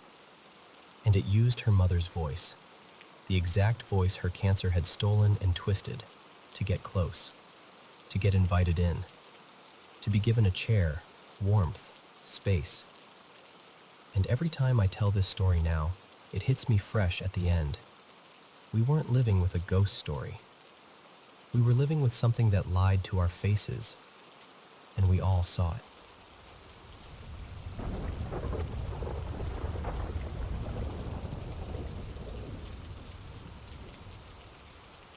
Hey, so I'm usually the kind of person who talks myself down when something weird happens. Like, if I hear a random creak at night, I'm immediately like, okay, the house is settling. Maybe it's the pipes. Could be an animal outside. I'll take almost any logical explanation if it helps my brain relax, you know? But lately, I don't know. There's been this stuff happening that doesn't fit into any of my usual rational boxes. The biggest thing is these flashes of light. And I don't mean like headlights through a window or a bulb flickering. I mean a sudden, bright white flash. So quick it's almost like your eyes barely get time to register it, but it lights up the whole area for a split second. No sound, just this clean, silent burst. At first it was mostly at my apartment, and I tried to be reasonable about it. I told myself it had to be wiring, or a weird reflection, or maybe some motion light glitching somewhere. But then it started happening in places where that explanation didn't make sense. Like this one time. This was the most recent one that really shook me. I was in this little back room at my friend Maya's place. It's basically a storage space. No outlets nearby. No lamps. No windows positioned in a way that could have thrown a reflection. It was just dark. And then it happened. That same bright flash. For a second, I actually thought, did someone take a photo? Like someone was messing with me from outside, or a screen lit up, or something. I even checked around like an idiot, opened the door, looked through the hallway, checked my phone brightness, everything. And here's the part that messes with me the most. I had my camera recording. So I'm thinking, okay, if I caught it on video, perfect. That means there's a real source and I can figure it out. Except, the flash doesn't show up on the footage. At all. But right at the exact moment it happens, the video glitches. Static, like the whole image jitters and tears for a beat, and you can clearly see me react. Like I flinch and whip my head toward it. So it's not like I imagined it. My body responded. The camera freaked out. But the light itself? Just missing. And it's not even consistent in where it appears. It's not like, oh, it always comes from the kitchen, or it always comes from the same corner. It could be near a closet, or down a dark hallway, or from the weirdest dead space in a room that shouldn't have any light at all. And the worst part? It's not only at home. It's happened at friends' houses, at my cousin Jonah's place, even once when I was staying overnight somewhere else to get a change of scenery. It's like, if there's a dark area, it could happen there. And I keep trying to tell myself it's something normal, like a car passing outside, or a distant lightning flash, or some optical thing I don't understand. But it's always the same exact kind of flash, and it never records the way it should. Now, if it was only that, maybe I could still shrug it off. Maybe I could just go, okay, weird, I'll eventually figure it out. But it hasn't been only that. Other stuff has been stacking on top of it, and that's what's really getting to me. I've had a shirt get yanked and tossed across my room when I was alone. Like, not slide off a chair, not fall, actually move, like something grabbed it and threw it. I've had objects shift when I'm not touching them. Things fall for no reason. I've watched something tip over on a flat surface where it absolutely shouldn't have. And the sounds. The sounds have been getting closer. Not like vague creaks from the attic or distant noises you can blame on neighbors. I mean close, like in the room next to mine, or right under the bed, or right at the foot of it. Actually, right after that flash at Maya's place, I came home feeling unsettled, like my skin was too tight on my body. I remember telling myself, don't spiral, just do something normal. So I went to my room, put on a video, tried to distract myself. And then I heard it. This guttural, wet gurgling sound right at the foot of my bed. It wasn't faint. It wasn't maybe. It was clear, vivid, like it was right there.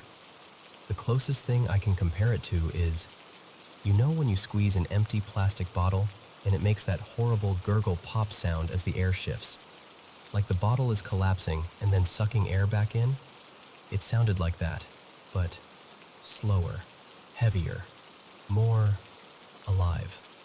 And immediately my brain tried to fix it. Like, okay, plumbing, pipes, something in the bathroom. But the bathroom is too far, the windows were closed, and nothing else in the room could have made that sound. So I just sat there, holding my phone, barely breathing, waiting for it to happen again. Because sometimes if you hear something twice, your brain can place it. You can solve it. But it didn't repeat. It was just that one sound, perfectly timed to make my whole body go cold. And now I'm at this point where I don't know what to do with myself, because it's starting to change how I live. I'm scared to walk around my own place at night. I'm scared to turn the lights off. I'm scared to fall asleep, because sleeping is when things get even worse. I've always had nightmares. That's not new for me. Nightmares are so normal in my life that I'm used to them. Usually they're just dreams that happen to be dark, and I can wake myself up if I need to. And even when they're scary, they're not that deep, primal fear. They're just bad dreams. But the recent ones, they're different. They feel real in a way I can't explain, like I'm trapped in them, like I can't force myself awake. And the fear is pure, like the kind of fear that makes your chest hurt. And they're always some version of the same themes: shadowy figures, something watching me, someone not being themselves, people acting wrong, like possessed or empty. It's always that kind of vibe. And what's frustrating is, I'm not even someone who's into paranormal stuff. I'm not the burn sage person. I'm not the crystals and holy water person. I've never been the type to jump straight to ghosts. I've always felt like, sure, there are probably things we don't understand, but I'm not out here trying to make everything supernatural. I try really hard to stay grounded, to assess, to be logical. But when you have a flash of light that doesn't show up on camera, plus objects moving, plus the bed shifting, plus sounds that feel way too close, plus nightmares that suddenly turn into full-body terror, it starts to feel like your mind is losing its grip. And honestly, I think that's why I'm talking about it at all. I don't even know what I want. I think I want reassurance.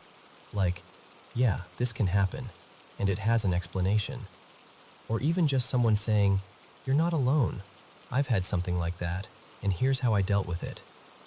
Because right now, I'm stuck in this awful middle space where I don't want to believe it's something paranormal, but I also can't keep pretending it's nothing. So, if you've ever experienced anything like this, especially the flashes, how do you look at it without spiraling? How do you live normally when your own senses feel like they're betraying you? I'm just running out of places to put all of this.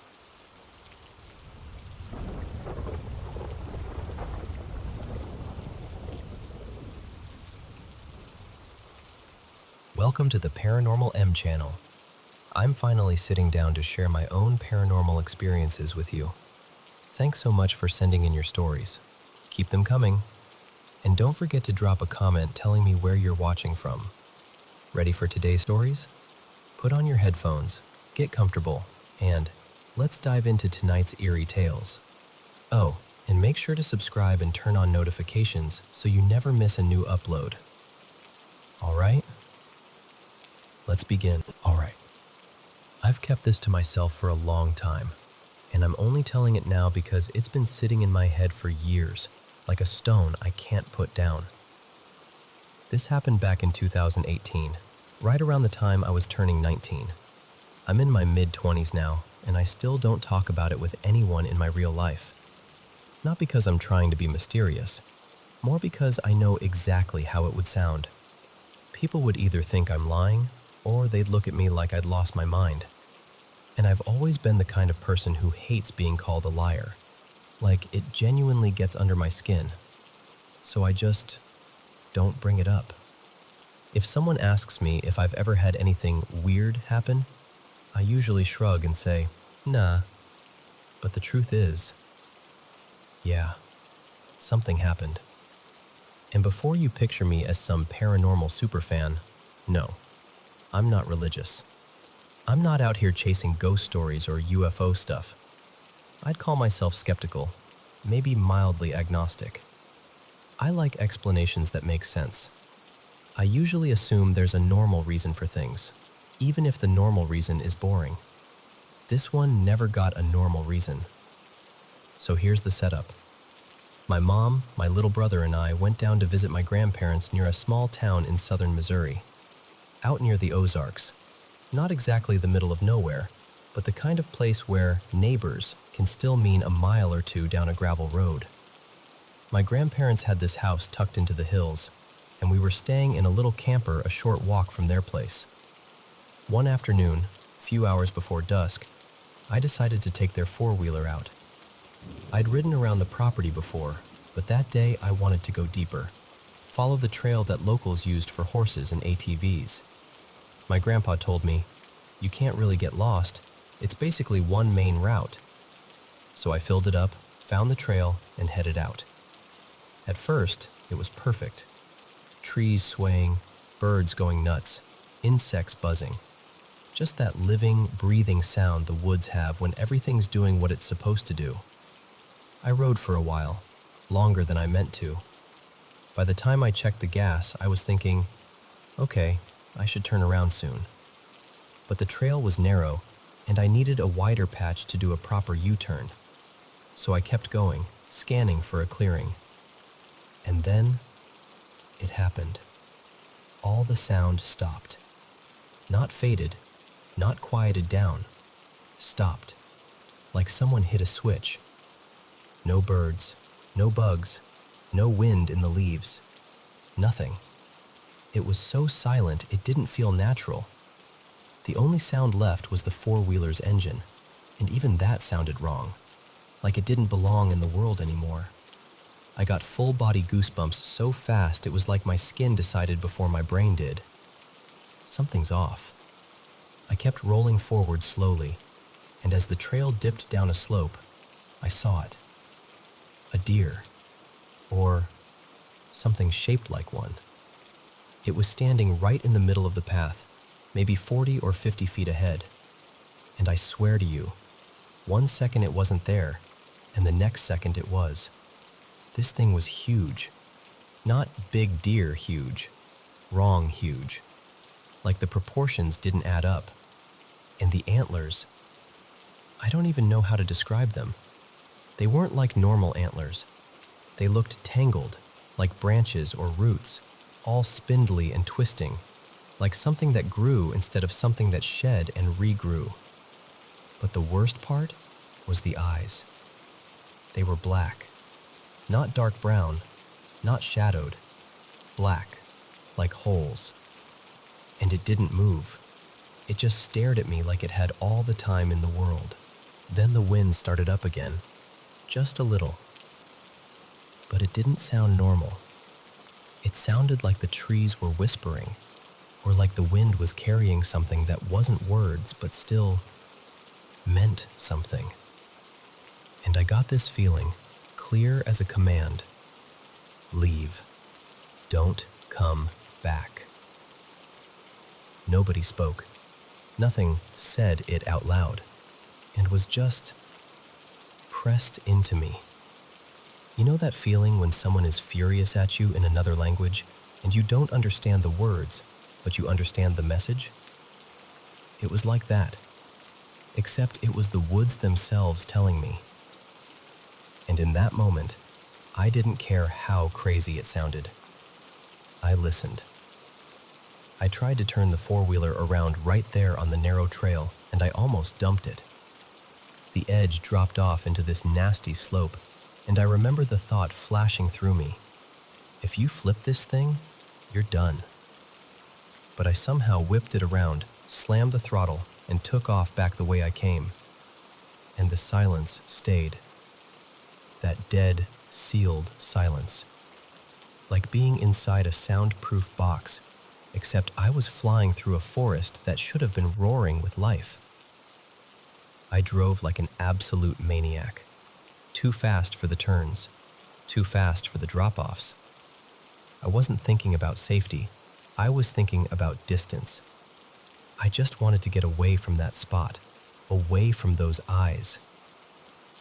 Then, about halfway back, maybe, I started seeing animals. Deer, birds, a raccoon. I even saw a bear once, which I'd never seen out there before. They weren't in my way. They were off to the sides, between the trees, maybe 15 or 20 feet back. And they were all doing the same thing. Watching me. Not moving, not making noise, just staring. Even the birds were quiet, sitting in branches like decorations, heads turning as I passed. I felt their gaze like heat on my back, like the woods had 1,000 eyes and they were all trained on me at once. And then things got even weirder. I started passing places I didn't recognize. The trail was supposed to be one straight route, no turnoffs, no side paths. But suddenly the trees looked different, thicker, older, moss hanging off them. The ground looked darker. I saw this one massive tree, covered in moss like it belonged in a fantasy movie, and I remember thinking, there's no way I wouldn't have noticed that on the way in. Even my tire tracks were gone in places, like the earth had smoothed itself back over. I had this cold panic rising in my stomach, like, did I somehow leave the trail? Did I miss something? But it didn't make sense. I couldn't have. So I just kept going. I refused to stop. I refused to turn around. I didn't want to give the woods a single extra second of me. And then, just as suddenly as it changed, the trail looked normal again. The familiar trees came back. My tracks reappeared. The world snapped back into the version I recognized, and I don't know how else to say it except it felt like I'd been pushed through a place I wasn't meant to be, and then allowed back out. Not long after that, the wind returned, and it had that same strange, almost language sound. But this time it felt different. Less warning, more like encouragement. Like, yes, keep going. You're doing the right thing. I finally reached the trail entrance where it met the road in a big Y shape. The branch I'd taken was on the right. Another trail went left, and the bottom of the Y led back toward my grandparents' place. I pulled out onto the shoulder of the road and, I swear, the silence slammed back down again. I turned my head toward the entrance. The same animal, standing just inside the trees. Only this time it moved, stomping one hoof, tossing its head like a horse, antlers shifting like a living crown of twisted wood. And again I got that message, heavy and unmistakable. Don't come back. Then it stepped into the trees and vanished behind them. A few seconds later, like someone released the world, the birds started singing again. Bugs buzzed, leaves rustled. Normal sound rushed back in so fast it almost made me dizzy. I sat there shaking, staring at the trail like it was a doorway I'd barely escaped. On the ride back to my grandparents' place, I passed a local guy on one of those utility ATVs. He gave me a friendly wave, and I waved back, but I remember thinking, probably because I was already freaked out, that his face had this look like he knew, like he'd seen people come out of those woods before, looking the way I looked. Maybe that part was just my imagination trying to make sense of things. But everything else? I don't know. I've tried to explain it away. Hallucination, panic, some weird atmospheric thing, an overactive brain plus an unusually big deer. Except, it didn't feel like danger. That's what messes with me most. I was scared out of my mind. but I never felt like it wanted to hurt me. It felt like it wanted me gone, like I'd wandered somewhere I had no business being, and whatever that was, it was pushing me back towards safety. Even now, in my nightmares, it's not attacking me. It's just there, watching. Sometimes it even feels like it's leading me out of the dream, like some terrifying shepherd pulling me away from a place I shouldn't be. So, yeah, that's why I don't go back. Not there. Not deep into mountains like that. Call it superstition if you want. Call it paranoia. I can live with that.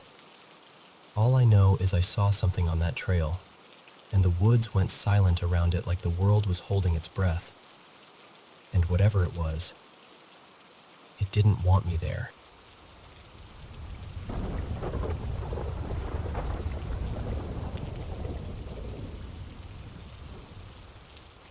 So my sisters and I have this thing.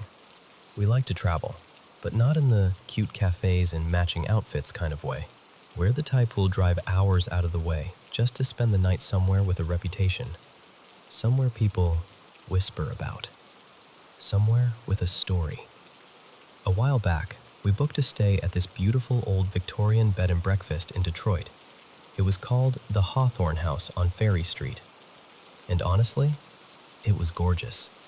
Not tacky, not theatrical, not the kind of place that tries too hard with fake cobwebs or creepy mannequins in the hallway. It was elegant, the kind of old building where the silence feels expensive. And also, if you're being real, the kind where you can't help wondering how many people have walked those same stairs over the last 100 years. This was early in our haunted travel era, so we didn't have any equipment. No EMF readers, no spirit box, nothing. Just curiosity and a little too much confidence. And because we were impulsive geniuses, we stopped at a big box store on the way. Target, I think, not even kidding. And we went hunting for a Ouija board like it was a normal vacation purchase. We found exactly one. It was some ridiculous pop culture themed version. Bright colors, trendy packaging, the whole thing. And we actually laughed in the aisle like, yeah, okay, this is definitely going to do absolutely nothing. Still, we bought it. And here's the part that gets me.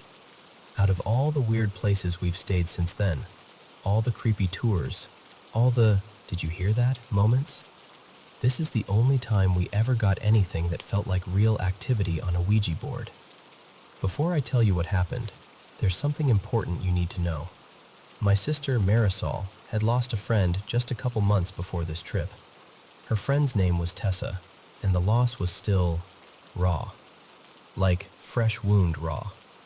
And the three of us had actually agreed on a rule. We wouldn't try to contact anyone we knew personally. Not out of fear, more out of respect. Because if it did work, that could mess with you. It could wreck you. So when we sat down that night in the room, low lamps, antique furniture, the whole vibe, we promised each other we'd keep it light. We'd ask general questions, nothing personal. We put our fingertips on the planchette, half laughing, half waiting. And then it started moving. Not dramatically at first, just a slow drift, like someone easing into the conversation. We asked, "Is anyone here with us?" Yes. We asked a few more, basic stuff, and the planchette kept answering, steady, deliberate.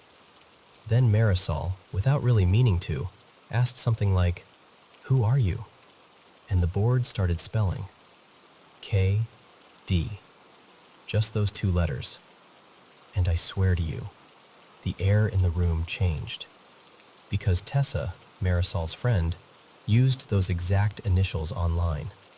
She'd sign her posts that way. She'd even had it in her handles sometimes. It wasn't a coincidence that could be shrugged off as, "Oh, it's a common thing." It was her thing. Marisol and I just looked at each other, frozen. That kind of look where neither of you wants to be the one to say it out loud, because saying it makes it real. And here's what makes it heavier. Tessa had been sick. She'd needed a transplant, waiting, hoping, begging the universe for time. She posted videos, updates, pleas. You could feel how badly she wanted to live, not in a dramatic way, but in a human way. She wanted more mornings, more normal days, more time with the people she loved, and she never got it. While all this is happening, Marisol starts complaining her head hurts. Not a little headache, like pounding. She kept rubbing her temples, blinking hard. Then I noticed her eyes, watering. Not crying, not emotional, just leaking, like her body was reacting to something her mind hadn't caught up with yet. She looked almost startled by her own face, like she didn't recognize what was happening to her. And I hate admitting this, but we didn't stop right away. We should have. But you know how it is when you're in it. You tell yourself, just one more question, just a little longer. We also recorded the session on our phones, mostly because we thought it would be funny later, like proof of how little would happen. At one point, my phone glitched, froze up, stuttered, the recording acted weird. Nothing that would convince a skeptic, but enough that I remember it clearly because it felt off in the moment. Then the next day, we're checking the videos, and Marisol goes quiet. She's staring at her screen like it's not making sense. I'm like, what? And she says, really flat, someone watched my clips. I'm thinking, okay, sure, maybe one of her friends, maybe someone random. But then she tilts the phone toward me. And there it is, listed as a viewer on the story. Tessa. Not a repost, not an old interaction, not some memory notification. It was showing her name as having viewed the Ouija videos. Marisol was shaking. She kept repeating, that hasn't happened, not once. She told me that since Tessa died, her name had never shown up watching anything. No views, no activity, nothing. And suddenly, on the one set of clips where we'd asked the board who was there she was, watching. Now, could there be an explanation? Maybe. Some weird app cache thing, some delayed view, a glitch in the way stories update. I get that.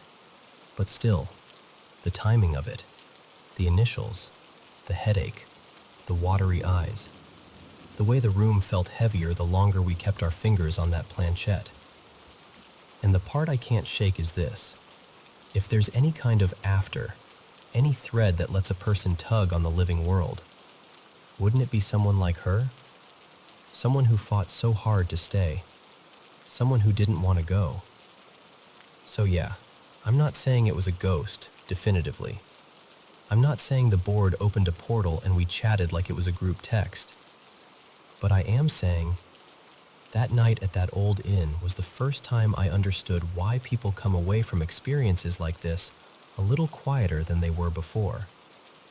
Because sometimes, whether you believe it or not, something happens that doesn't fit neatly back into the normal world. And once you've seen it, really seen it, you don't forget.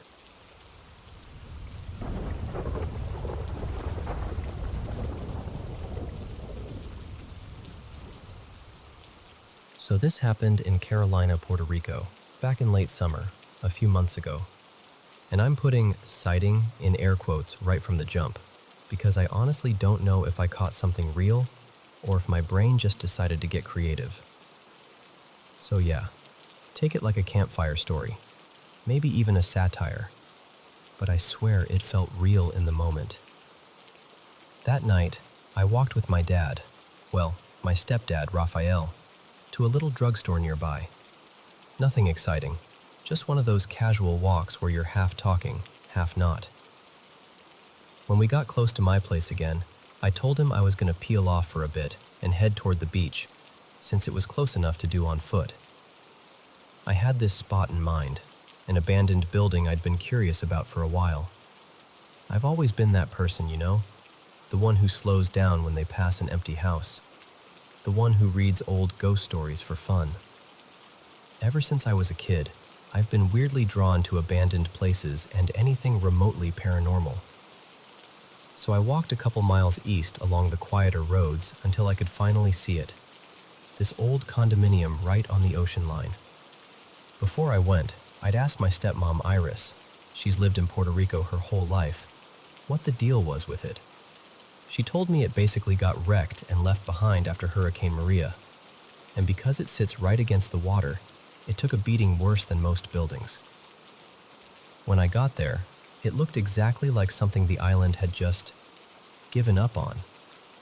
The whole place was wrapped in barbed wire, and there were no trespassing signs everywhere, like they were trying to shout you away. The main gate was chained up with this thick, serious lock. Like they weren't just discouraging people, they were daring them to try. But what really threw me? The entrance area felt weirdly cold. And I don't mean, ooh, spooky cold. I mean like, genuinely out of place cold. The air around the gate felt like it belonged to a different night entirely. Puerto Rico doesn't do that. Not like that. Also, cats. Everywhere. Like the place had become some kind of stray cat kingdom. I could hear them and see them moving through gaps in the fencing. And the smell. Man, the smell was brutal. Cat pee, trash, damp rot. Like the building had been marinating in abandonment for years. Still, I wanted in so bad. I found this narrow little opening where the fence didn't meet the wall cleanly, and I squeezed through, scraping my arm a bit in the process. But getting through that gap didn't put me inside the building. It just got me into this cramped, useless strip of space between barriers. So I start scanning, circling, looking for anything. A loose panel, a busted door, a gap big enough to slip through. Nothing. Nothing at all. I remember just standing there and whisper cussing like, seriously? This is it? And I felt stupid for even trying, but mostly I was just annoyed. Not devastated, just disappointed. Like the night hadn't delivered on what I wanted it to be. So I sat down on the sand a short distance away and just stared at the building for a minute. It looked bare and unfinished, like it never even fully became what it was supposed to be. Like it was stuck halfway between being built and being erased. By then, it was getting late, past midnight, and I realized I should probably head home. Before I left, I pulled out my phone and took a few clear photos with the flash, just because. Proof I'd been there. Something to look back on. I got home, fell into my bed, and just scrolled around for a while. Couldn't sleep right away. And that's when I opened the photos again. I'm zooming in, mostly out of boredom, and I noticed something at the top edge of one of the walls. Just something that didn't match the shape of the concrete, like a bump, a curve, a presence. So I zoom in more, and what I swear I saw, what it looked like, was a head.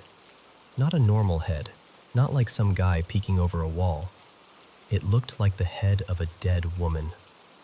And I know how dramatic that sounds, believe me, but the way it registered in my brain was instant. Like pale skin, patchy hair, or almost no hair, and those empty-looking eyes. Like something that had been in water too long. Like a body that wasn't supposed to be seen. The weirdest part wasn't even the image itself. The weirdest part was realizing I hadn't seen anything while I was standing there in person. Because I'm usually observant. I'm the type that notices small details. I notice when somebody's following too close, or when a window is open that shouldn't be. But that night, in real life, nothing. Just a cold entrance, a bunch of cats, and a locked gate. It didn't feel like a holy shit, I'm haunted moment. It felt more like a slow, crawling kind of unsettled. Like your stomach drops, but quietly. Like you're not scared of being attacked. You're just bothered by the idea that something might have been there with you, and you didn't clock it. So yeah, that's my little sighting. Maybe it was nothing. Maybe it was a shadow and my brain filled in the blanks. Maybe it was a trick of flash and angles and grime. I honestly couldn't tell you. But I'll say this. I slept with my phone face down after that. just in case I didn't feel like seeing anything else staring back at me.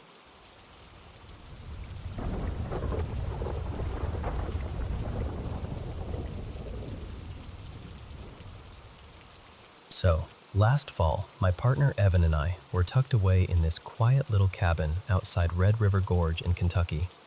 One of those places where the trees feel like they go on forever, and the night sky is so sharp it almost looks fake. We couldn't sleep, so we grabbed a blanket and went out to stargaze.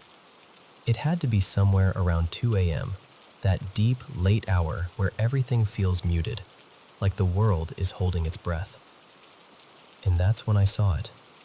Right out in front of us, maybe 12 feet away, hovering at about the height of a low tree branch, this thing appeared. I still hate calling it an object because it didn't feel like one. It was more like a presence, like something that simply decided to be there. It looked like a glowing orb, about the size of a basketball, maybe a little bigger. And the color, God, the color, was this electric teal blue, almost like the brightest part of a flame, but smooth and round.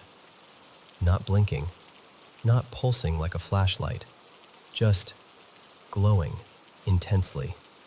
I remember my brain trying to catch up, like, is that a drone? A reflection? Am I tired?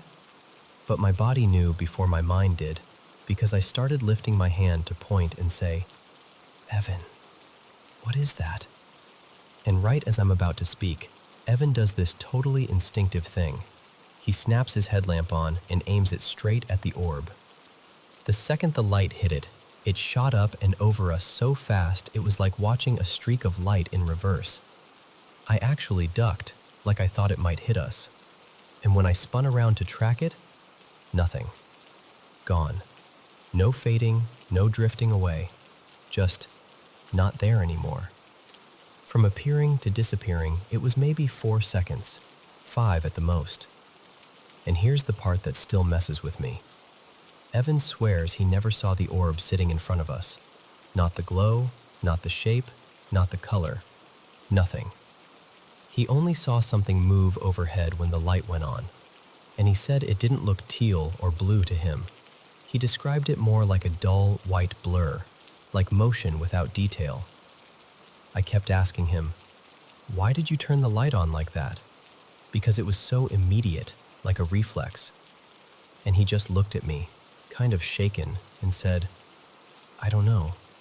I didn't even think. I just did it. Like his body reacted to something his eyes didn't fully register. And then, because the night apparently wasn't done with us, there were all these little details that clicked into place afterward. For one, there'd been this scrappy little tabby cat hanging around outside with us. It had been sitting near my feet for hours, like it had claimed us. We'd even turned the light on earlier a couple of times, looking for something we dropped, and the cat didn't bolt or even flinch much. It just kept hanging out like, yeah, whatever. But after the orb happened, I remember looking down because I suddenly wanted something familiar in that moment. And the cat was gone. Not slowly wandering off, just gone, like it evaporated.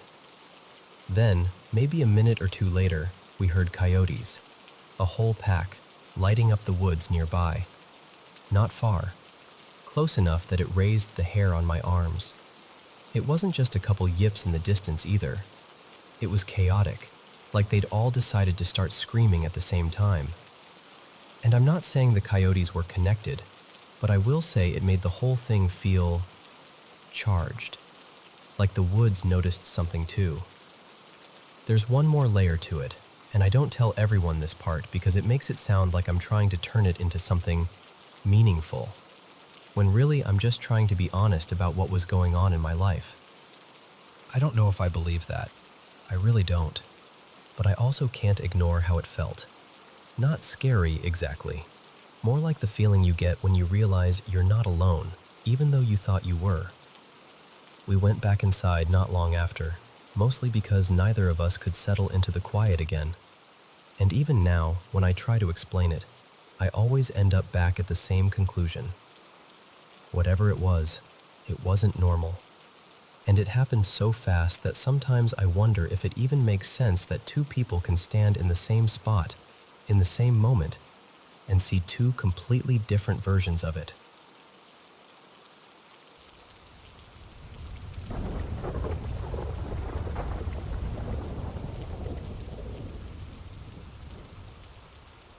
Okay, so picture this. My roommate Maya and I have been house hunting for weeks, right? Just scrolling and scrolling until everything starts to blur together. And then there's this one listing that kept popping up, like it had a grudge. Every time we opened the app, boom, there it was again. Same photos, same two perfect angles, like it was insisting. Neither of us even loved it, not really. We both had that quiet little, something's weird feeling about it. But eventually we're like, fine, we'll just tour it and get it out of our system. So we meet our realtor, Evan, and pull up to the place. Outside, it's honestly kind of sad. The garage is nothing special, paint peeling in spots, and the boards along the exterior looked soft and rotted, like they'd been soaking up years of rain. Not exactly dream home vibes. And then, as we're walking around toward the front again, I notice the back door is just wide open. Like, open. Not cracked, not unlatched, just standing there, welcoming anyone off the street. And I remember thinking, that can't be right, because anyone could wander in. Someone could literally be living in there and we wouldn't know. But the second I saw that open door, I got this sudden prickly feeling, like the air behind me had eyes. You know when you're not seeing anything, but your body is acting like you are? That. Still, we're already there. Evan made time for the showing, so we go inside. Upstairs is fine. It's cute, I'll give it that. Clean enough. But it's also tiny. Like, the living room is basically a suggestion. You'd have to choose between having a couch or walking through the space like a normal person. But none of that was the part that stuck with me. We get to this little hallway behind the kitchen. On one side is the back door, still creeping me out. And on the other side, there's just an open doorway leading to basement stairs. No door. No way to close it off. Just stairs down into a darker space. And the second I looked toward it, my entire body went cold. I swear to you, the hair on the back of my neck lifted. I didn't even want to look down. Not because it was scary looking, because it felt like something down there noticed me noticing it. Maya looks at me and goes, really quietly, "You feel it too?" And I didn't even have to ask what she meant. Because yes, absolutely yes. We start down the stairs anyway, like we're stepping into someone else's house without permission, and I try to make a joke out loud because I'm trying not to panic. I said something like, "Okay, listen, please don't mess with me. I'm just here to look around." Evan did this tight little laugh, but I could tell he didn't love being down there either. At the bottom, the air felt heavy, oppressive, like it was pressing against my chest. But after a minute, that crushing feeling faded a bit, like whatever it was pulled back. And then there was a different feeling, still watched, still not alone. But this time it felt scared.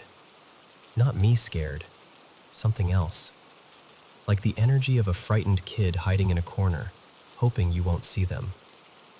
We looked around anyway. There was a small bathroom down there, and 2 bedrooms that felt more like storage rooms. Everything was dim and kind of stale, but nothing was obviously wrong. Until we got to the closet in the second room. And then, this is the part that makes me feel crazy even saying it. I just left the room, like I was pulled out. I walked straight across the basement living area toward this weird little cutout space. It was tiny, like a cramped nook, and there was this partial section of old concrete wall, like part of something original that had been left behind. The second I got close to it, I felt this wave of dread so intense I almost started crying on the spot. My eyes burned, My throat tightened. It was like grief hit me out of nowhere, the kind you feel before you even understand what you're grieving. And then the oppressive feeling came back, full force. Not just heavy, angry. It didn't have a voice, but it felt like being screamed at in your bones. Like, get out of here. I didn't think, I didn't breathe.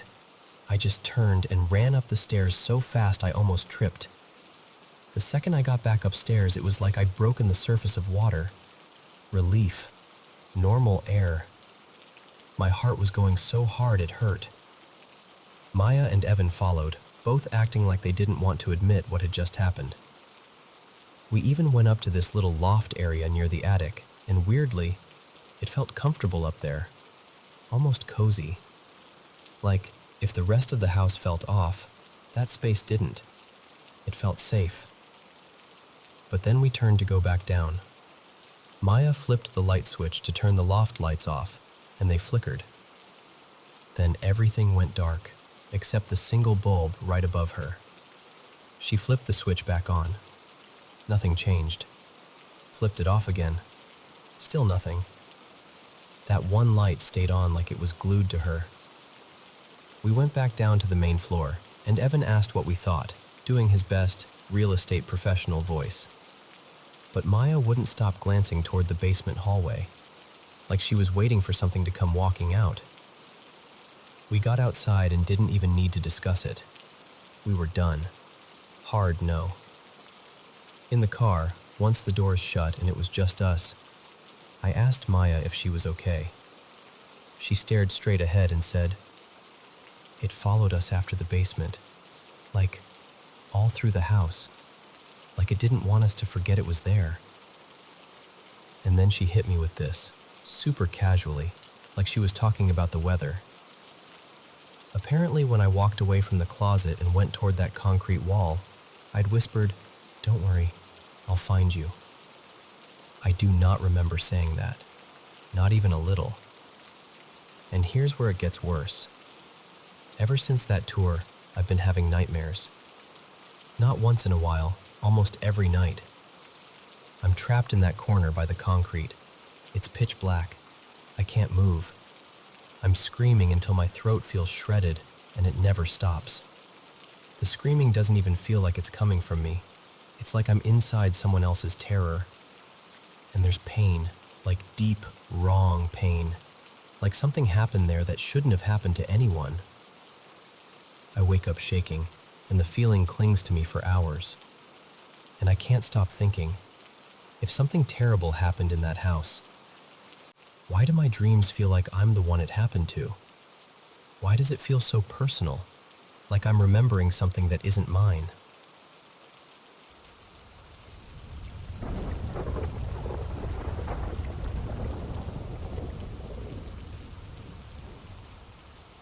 So, I want to tell you something I've been sitting with, because I honestly can't decide if I'm overthinking it or if I've been too quick to dismiss what's happening. I work nights in hotels, and I've worked in enough of them to know every building has its quirks. Pipes knocking, elevators humming, old wiring doing old wiring things. Normally, I'm the first person to roll my eyes at a "this place is haunted" comment. But lately, it's been harder to keep that stance. The first place was a newer hotel I started at earlier this year.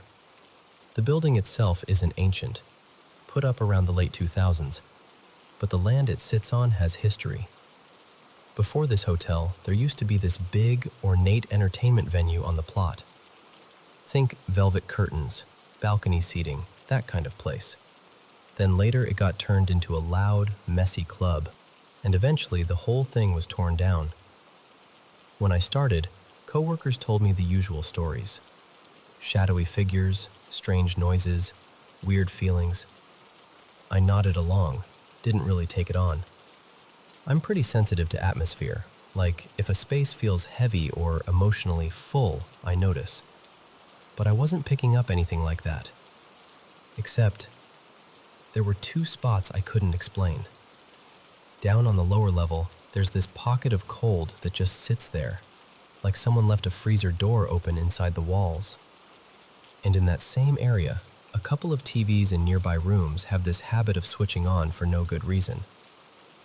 Directly above that, on the ground floor, I sometimes get this strange sensation, like the air warps for a second. The best way I can describe it is an audio wobble, like I've dipped my head underwater and sound gets thick and muffled, then it snaps back. Still, no emotional signature. So I told myself, wiring, drafts, old tech.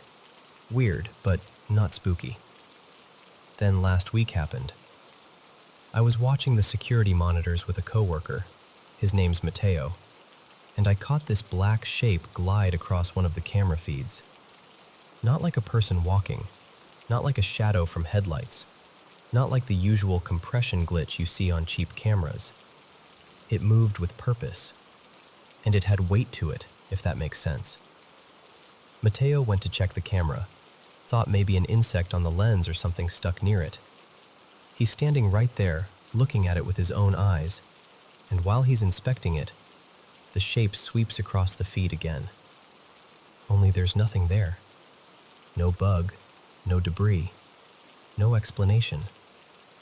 So we're standing there after, both of us kind of trying to laugh it off, and Mateo asks me, very seriously, if I think the place is haunted. And I'm basically like, honestly, I don't feel anything. I've noticed some odd stuff, but nothing that feels intelligent. I'm mid-sentence saying that, and one of the handheld radios on the desk beside him suddenly erupts into this violent, roaring static. It wasn't being touched. It wasn't knocked. It just exploded with noise. I grabbed it, flipped it off, and that's when Mateo sucked in a sharp breath and went, "What the hell? My shoulder." He swore it felt like someone dragged nails across him.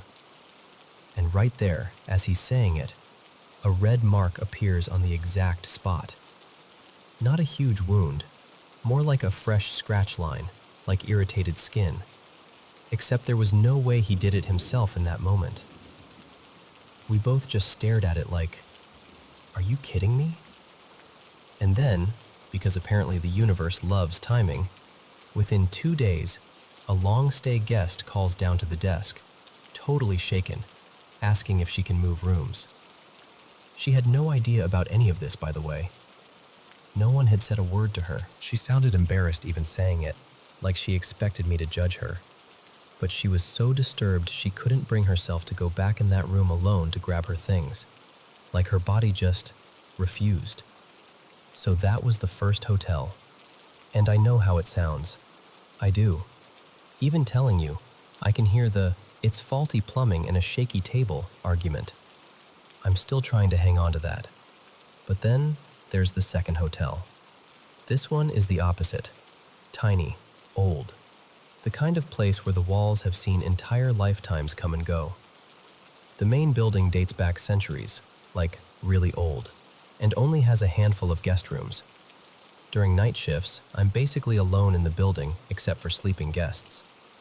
In a place that old, creaks and groans are normal. Floorboards talk. Radiators hiss. Wind finds gaps. Usually, I'm great at filing all that into the old building category. But one night, during a 2 a.m. security walk, I was down in the basement corridors. Narrow halls, stone walls, that slightly damp smell. And as I passed one section, I felt something grip my wrist. Not a brush, not a chill, a grip. Like the exact sensation of a hand catching you to stop you walking away. I froze, pulled my arm back, and there was nothing there. And I remember standing still for a second, feeling my skin crawl, and then I did something I've never really done seriously before. I spoke out loud, not aggressively, just firmly. I said something like, "No, you don't get to do that. I'm not okay with you touching me." And I left it at that. After that, the building stayed weird, but manageable. Cold spots in certain rooms. One function room upstairs that I avoided because it made me feel watched the second I stepped inside. the occasional whisper-like sound when no one was nearby, little movements in the corner of my vision. Unpleasant, but not panic-inducing. Until Sunday night. I was sitting in the foyer doing emails, just quietly existing, when around 12:30 a.m. I heard, and felt, a heavy thud from upstairs where the function rooms are. It was the kind of sound that hits your chest, like something substantial dropped or slammed. And the moment it happened, everything started failing at once. The phones lost power. The internet died. The whole place went weirdly still, like it was holding its breath. I went upstairs to check, and I found 3 chairs knocked over, stacked ones, tipped onto their sides. I can't swear they weren't already like that, but the timing made my stomach twist. And while I was standing there, I got this wave of dread so sharp it felt chemical. Goosebumps, tight throat, that instinctive "leave now" signal. I checked the main circuit breakers. Nothing had tripped. So I went down to the basement because I could hear this emergency tone coming from the server room, like a warning beep, urgent and insistent. And when I got in there, I found the problem. The breaker for the server room had blown. Not tripped, blown. It was on its own isolated system, separate from the rest of the building's electrics, and it wouldn't reset. Dead. Fried. And from that point on, the whole night felt wrong. Not old building wrong. Something else. There were sounds of movement that didn't match settling wood or pipes. It felt like the air was pressing in on me. Being inside made me nauseous. I spent most of my shift standing at the open front doors, half inside, half out, because the moment I stepped fully into the building, my body reacted like I was somewhere I shouldn't be. Like my skin was rejecting the space. So I went down there, because I had to go inside anyway to do the early morning stuff, and I held up my phone to take the picture. And my camera suddenly switched into macro mode automatically. Now, if you've ever used a phone that does that, you know it only kicks in when the camera thinks something is extremely close to the lens. Like you're inches away from an object. But there was nothing near it. Nothing. Empty corridor. Clear view. Just the macro settings snapping on, like my phone detected something right in front of it that I couldn't see. That was the final straw for me. I finished what I absolutely had to, and the second I could leave, I left. And I'm not going to lie to you. I'm hesitant about going back. Because here's the thing. I'm not looking for ghosts. I'm not chasing a story. If anything, I've been trying hard to explain it all away. But when you've got 2 separate places, 2 separate sets of incidents, and your body is reacting before your brain can even make excuses, it starts to feel less like coincidence. So yeah, that's where I'm at. Tell me what you think, because I genuinely don't know if I'm finally noticing things everyone else has been seeing all along, or if something has decided it wants to be noticed.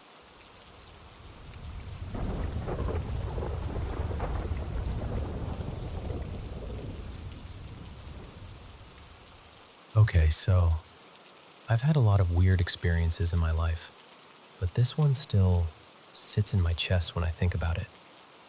When I was about 8 or 9, I used to spend summers at my nanny's house, a small, quiet town right on the edge of the desert. The kind of place where nights feel extra wide and still, like the whole world is holding its breath. Her house was one of those older South Asian homes, simple, single story, with a big open courtyard. In the hottest months, everyone would drag out the woven beds, charpais, and sleep outside under the stars because it was cooler than being inside. There was a covered stairway that led up to the roof, and from the courtyard, if someone was standing up there, you could spot them pretty easily. Now, my nanny used to casually say stuff like, "Don't go in that front sitting room, there's something there." And I'd always roll my eyes in my head because I was convinced it was just an adult trick to keep kids from messing up the nice room. But then, one night, we were all sleeping outside like usual. I was lying on my charpai, staring up at the sky, trying to force myself to get sleepy. And out of nowhere, I got that feeling, like you're being watched. You know that feeling where your skin reacts before your brain catches up? I turned my head toward the roof, and I saw someone. A figure standing there. It was too to see details, no face, no clothes, nothing clear like that. But I could tell it was shaped like a man. My stomach dropped immediately, because I could also see the rest of my family in the courtyard, all asleep. Nobody was missing. Nobody could have quietly gotten up there without someone noticing. I just stared, and then I noticed the worst part. It didn't look complete. Like the body seemed to end too early, around the shoulders. Almost like the head just wasn't there at all. Not even a silhouette of one. Just this still, upright presence where a person shouldn't be able to stand and look normal. I remember my heart pounding so hard it felt loud. I didn't scream. I didn't move. I just stared, frozen, trying to make my eyes fix what they were seeing. Like if I blinked enough, it would turn into something ordinary. It didn't. After what felt like forever, I got so uncomfortable I slowly rolled onto my side, facing the big front gate instead, like I could escape it just by not looking. And I started doing that kid thing where you bargain with reality. It's nothing. It's a shadow. It's your imagination. Just go to sleep. And somehow, I did. I didn't tell anyone the next day. Not my mom, not my cousins, nobody. I think part of me was scared they'd laugh, and part of me was scared they wouldn't. Years later, like way later, I found out I wasn't the only one. Almost everyone who stayed in that house had seen something at some point. And the detail that made my blood run cold, other people had noticed it too. That it was headless. I hadn't even known that was a thing until it came up in conversation one day, and I just sat there thinking, so I didn't imagine it. Here's the part that still messes with me. Nobody described it like it was evil. My mom said she never felt that heavy, sick fear people usually talk about with negative spirits. She said it felt watchful. Like it was there, but not trying to harm anyone. My nanny, though, she went back and forth. For a while, she got convinced it had bad intentions, and she tried to do this fire ritual, kind of like a cleansing ceremony, to drive it out. But apparently, it went horribly wrong. Not in a dramatic movie way, more in a terrifying, real way. She was older and heavy, and that night she fell hard off her charpai, hit her head badly, and it turned into this whole emergency. It genuinely could have killed her. As for me, I never saw it again. But even now, whenever I visit that house, someone else lives there now, and my nanny is gone, I still catch myself doing it. Every time the courtyard gets quiet, every time the night feels that same desert-still way, I look up toward the roof, not because I want to prove anything anymore, just because a part of me wants one last glimpse, one last confirmation that what I saw as a kid was real. And in our family, we had a name for it. A headless jinn, the one that watches. To this day, I still look up, hoping I'll see the watcher on the roof again.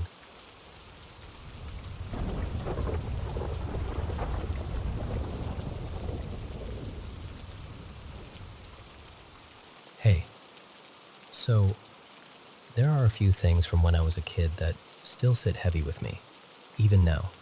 I'm in my late 20s, and I honestly don't know what to do with them. When I was little, I used to see stuff, weird stuff, sometimes scary stuff, and every time I tried to explain it, my mom, her name's Denise, would brush it off with the same line. You've just got a big imagination. After a while, I learned what got me comfort and what got me dismissed, so I stopped talking about it. But I didn't stop seeing it. I've always had this feeling, like there's another layer to reality that not everyone picks up on. And maybe when you're younger, it's louder. And then, as you get older, the volume turns down. For me, it never really did. I've had this constant sense of being watched, like something's tracking me. Sometimes I even wonder if something attached itself to me early on and never left. And the nightmares? Those have been there for as long as I can remember. I'd wake up sobbing, screaming, completely drenched in fear. The weird part is, I taught myself how to steer my dreams. Like, I could tell myself, this isn't real. I could change the scene, wake myself up, fight back. But every once in a while, I'd get stuck in one where I didn't realize it was a dream, and that's the worst feeling in the world. Like being trapped. Anyway, there were a lot of moments over the years, but a few stand out so clearly it's like they're stamped into me. One of the earliest ones happened when I was watching TV in my mom's bedroom. I was sprawled out on the carpet, just being a kid, and behind me in the corner she had this old, round, standing mirror. One of those heavy ones that feels like it belongs in another era. I don't know why, but I got this sudden urge to look back at it. Like something pulled my attention. And in the mirror, I saw a woman. She looked like my mom, but wrong, like a drained, sick version of her. Her skin had this grayish tint. Her face was too sharp, cheekbones sticking out like they wanted to cut through her skin. Her eyes were sunken and dark, and her hair was short and messy, almost wet-looking, like she'd just been dragged out of someplace cold. She wore this thin white gown that hung off her like it didn't belong to her body. And she was staring straight at me. Not looking past me, not floating around the room. At me. Like she knew I'd turned around, like she'd been waiting for me to notice. My whole body went tight, like I couldn't breathe, and before I could even make a sound, my mom walked into the room. I snapped my head toward her. Relief, confusion, panic all at once, and then I looked back at the mirror, and the woman was gone. Years later, my mom got a new dog. Sweet little thing, except for one detail. The dog absolutely hated that mirror. Like hated it. Barking, growling, backing away like it was cornered. Eventually, Denise started keeping the mirror covered because it would set the dog off so badly. That didn't make me feel better. It made me feel validated in the worst way. Because I saw that same woman again. This time, it was outside. I was older, and I remember looking out into the yard and seeing her hanging from a noose in one of the tall trees. Just there. Pale gown, thin body, that same wrongness. Like the image had been saved somewhere in the world and replayed for me. I still get a sick chill thinking about it. Then there was the thing in my room, and I saw hands appear at the top of the ladder. Just two hands, slowly curling over the bed rail like someone was climbing up. My brain tried to make it logical for half a second, like, Dad? Mom? One of my siblings? But the way it moved didn't feel human. It was too smooth, too deliberate, like it wanted me to watch. Then a head rose up. But it wasn't a normal head. The whole figure was black, solid black, like a shadow that forgot it needed a person to cast it. No facial features, no eyes, no mouth, nothing. And I still felt it looking at me. That's what scares me the most. When something has no face, but you know, deep in your bones, you've been seen. I remember blurting into the phone, "Maya, it's looking right at me." My voice sounded strange to even me, like it didn't belong in my throat. And then it was just gone. Years later, my youngest sister Talia moved into that room after I left for college, and one day, out of nowhere, she told me she used to see something too. The same shadowy thing, she said, squatting on top of a dresser in the corner like it was perched there, waiting. What messed me up is that neither of us had talked about it for years. We only brought it up recently, and when we realized we'd seen the same thing, we both just went quiet. Because what do you even say to that? Another one that still messes with me. Honestly, it's why I still get tense in showers sometimes. I was showering and there were two curtains. One was that clearish, foggy plastic that lets in light, and the other was thick and dark so you couldn't see through it at all. I'd pulled the dark curtain to the side because I liked the light coming in. It made me feel less closed in. And then, from behind where the dark curtain was bunched up, a hand reached out. Not a whole arm, just a hand, pressing against the clear curtain from the outside like it was testing it, like it was checking how thin the barrier was between us. I froze for half a second, then I panicked, punched the curtain, yanked it aside, stumbled out of the tub so fast I nearly fell. No one was there. The bathroom door was closed. The house was quiet. I checked behind the curtain like a maniac, even though there was nowhere a person could hide. But the feeling stayed, like I'd just caught something playing with me, and it didn't like being caught. And then there's this last kind of thing, less dramatic but almost creepier because it was so physical. I used to freeze on the basement stairs, or in the doorway of my bedroom. It wasn't like I heard anything or saw something. It was more like I'd hit an invisible wall, like my body just refused to go forward.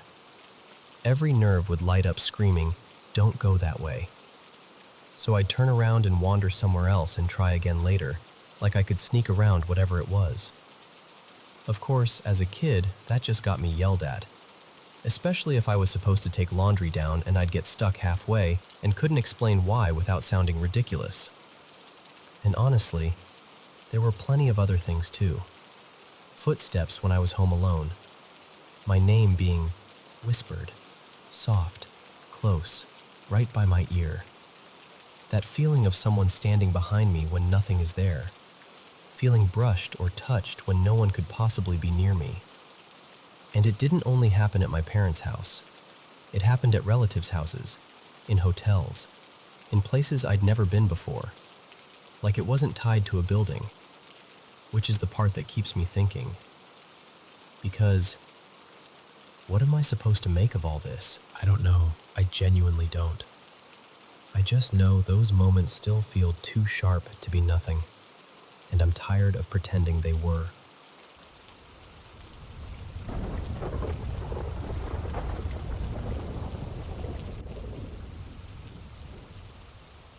So, this takes me way back to 5th grade. My elementary school had this program for kids who qualified for free lunch. Basically the school's way of making sure money didn't stop anyone from having a real summer. We could pick from a handful of week-long camps, and the second I saw there was a horse camp option, I was done. I didn't even look at the others. I wish I could remember the exact name of the place. In my head it's somewhere up north, like northern Minnesota, maybe near the lake country. But it could have been Wisconsin. That whole area kind of blends together in my memory. What I do remember is the smell. Hay, pine trees, and that warm, dusty barn scent that gets into your clothes and never really leaves. When we got there, they paired each of us with a horse for the week. Not just riding, like you were responsible for grooming, feeding, cleaning tack, all of it. I was obsessed.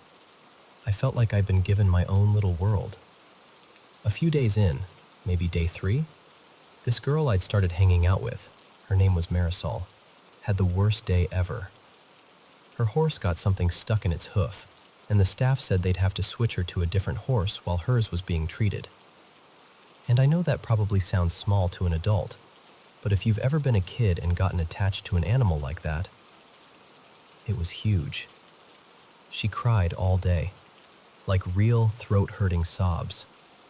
She kept saying she didn't want a replacement. She wanted her horse, and she was terrified something bad would happen to it. I tried so hard to comfort her. I sat with her during breaks, told her her horse was going to be okay, tried to make her laugh. But nothing was really getting through. By nighttime, she was just exhausted from crying, and she went to bed early. The cabin we stayed in was basically one big room full of bunk beds, like a whole row of them, maybe a dozen sets, all packed in. Most of them were taken. I slept on a top bunk near the middle, and Marisol was across from me on the bottom bunk. Lights out was at 10. The counselors did that quiet sweep, the room settled, and eventually you could hear the normal sounds. Sniffling, whispers fading, somebody's bed creaking, then that heavy quiet when everyone starts drifting off. But I've always been a bad Cessy P, even as a kid. So I'm lying there, staring at the ceiling, shifting around in my sleeping bag, and I just happened to look down toward Marisol's bunk. And that's when I saw him. There was a figure standing right beside her bed, on her left side. Not like a person you could make out. No clothes details, no skin, nothing. It was solid black, like someone had cut the shape out of darkness. But the outline was clear. The thing I remember most is the hat. A wide, cowboyish brim. And where the face should have been, there were these two small pale dots, like eyes, but not glowing. Just there. The rest of it went straight down, like it had a long coat or something that draped all the way to the floor. It was leaning slightly, almost like it was bending toward her, watching her. My whole body went cold. I swear my stomach dropped so hard it felt like I might actually be sick. I didn't scream. I couldn't.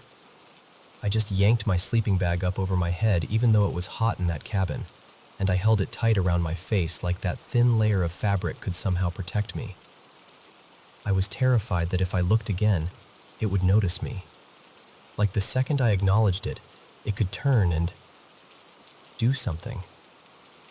So I just stayed there, curled up, silently crying, and I did the only thing my kid brain could think to do.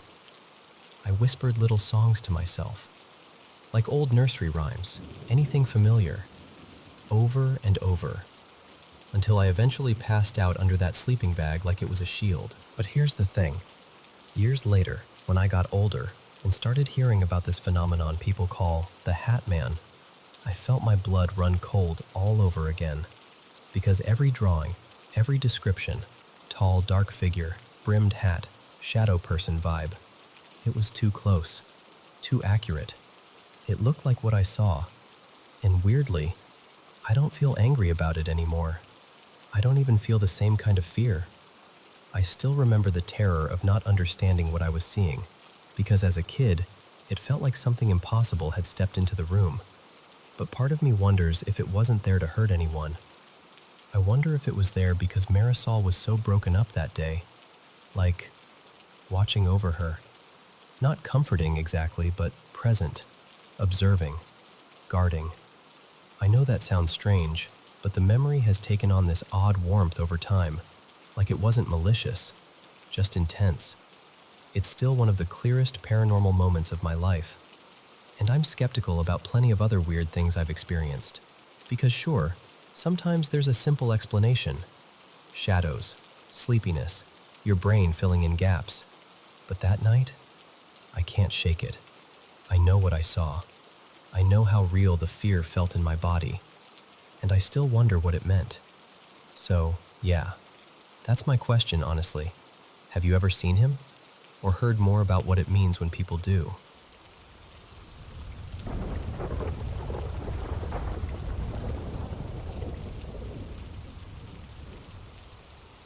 So, my parents split up when I was about 8. Mom got custody, so it was mostly just me and her for most of my childhood.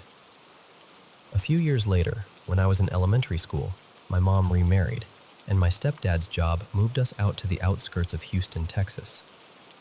We landed in this clean, newer neighborhood. Fresh paint, new sidewalks, that whole still smells like lumber vibe. And I should say up front, I've always been the kind of person who believes there's something out there. Spirits, energy, whatever you want to call it.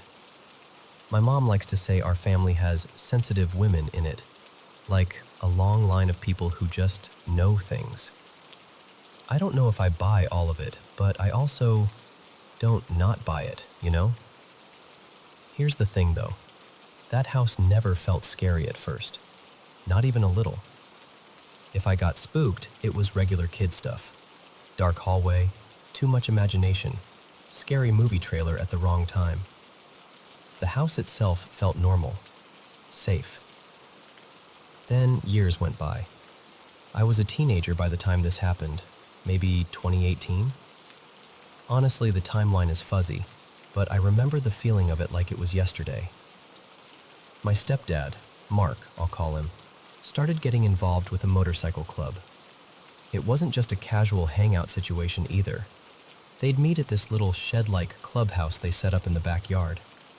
Some weekends it was loud, there was drinking, a lot of guys coming and going, engines, laughter, all of it.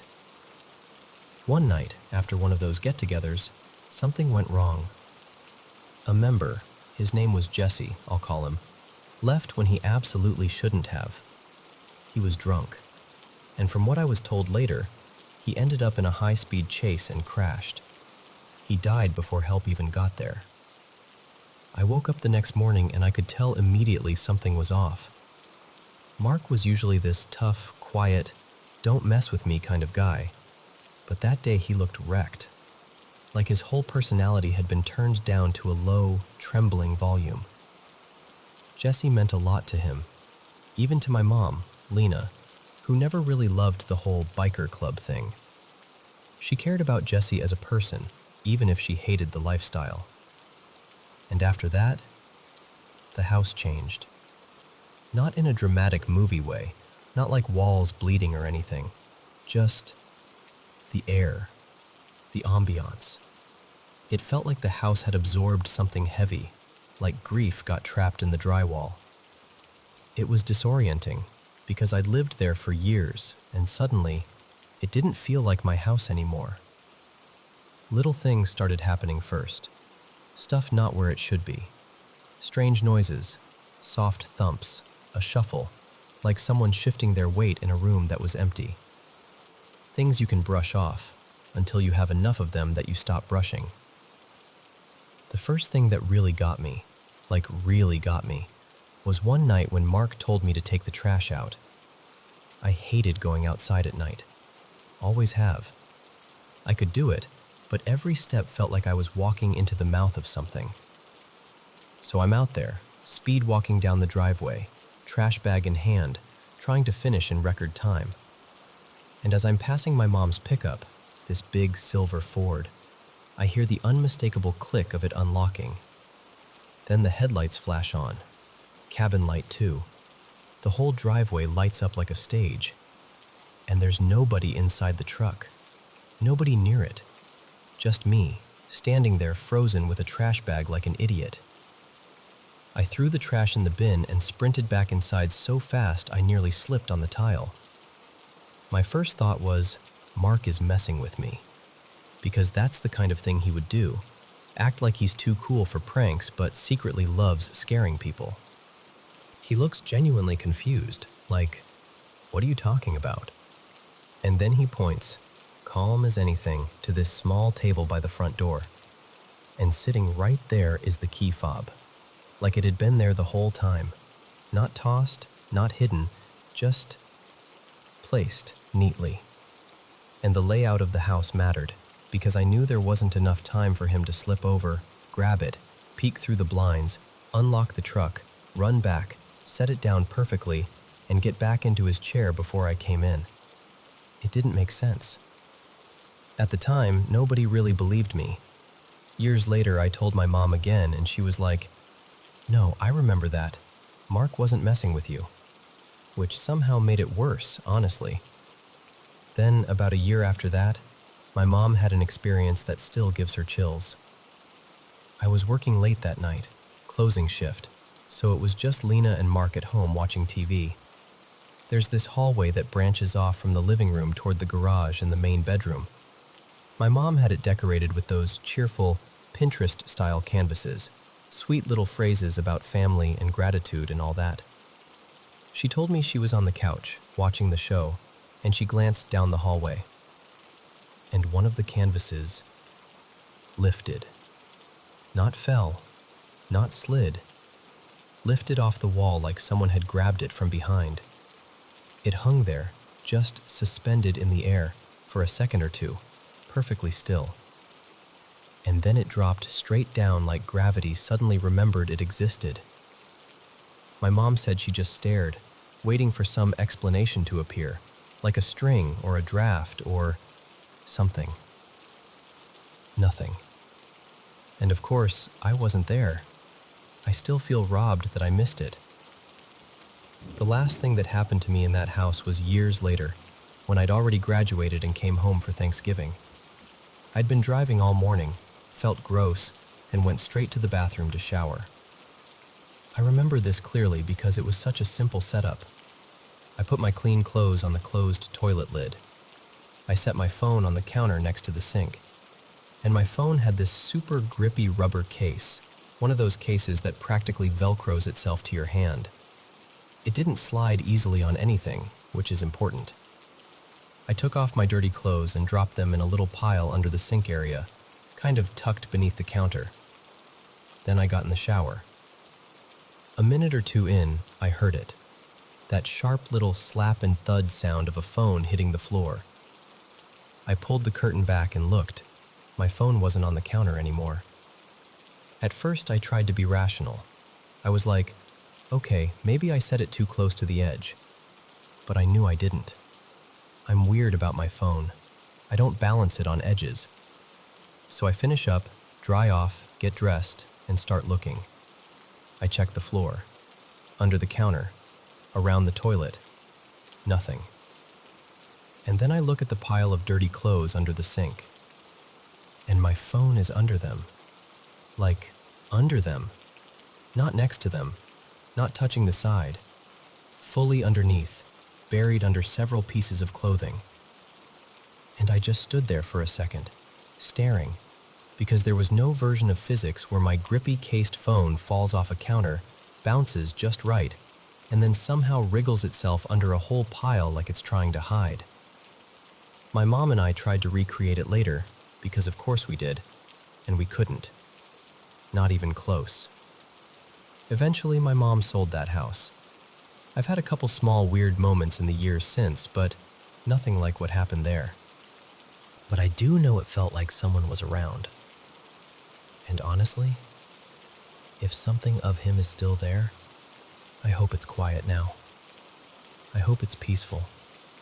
And I hope the people living there today, if they ever notice anything, feel more curious than afraid. Because whatever it was, it never felt evil.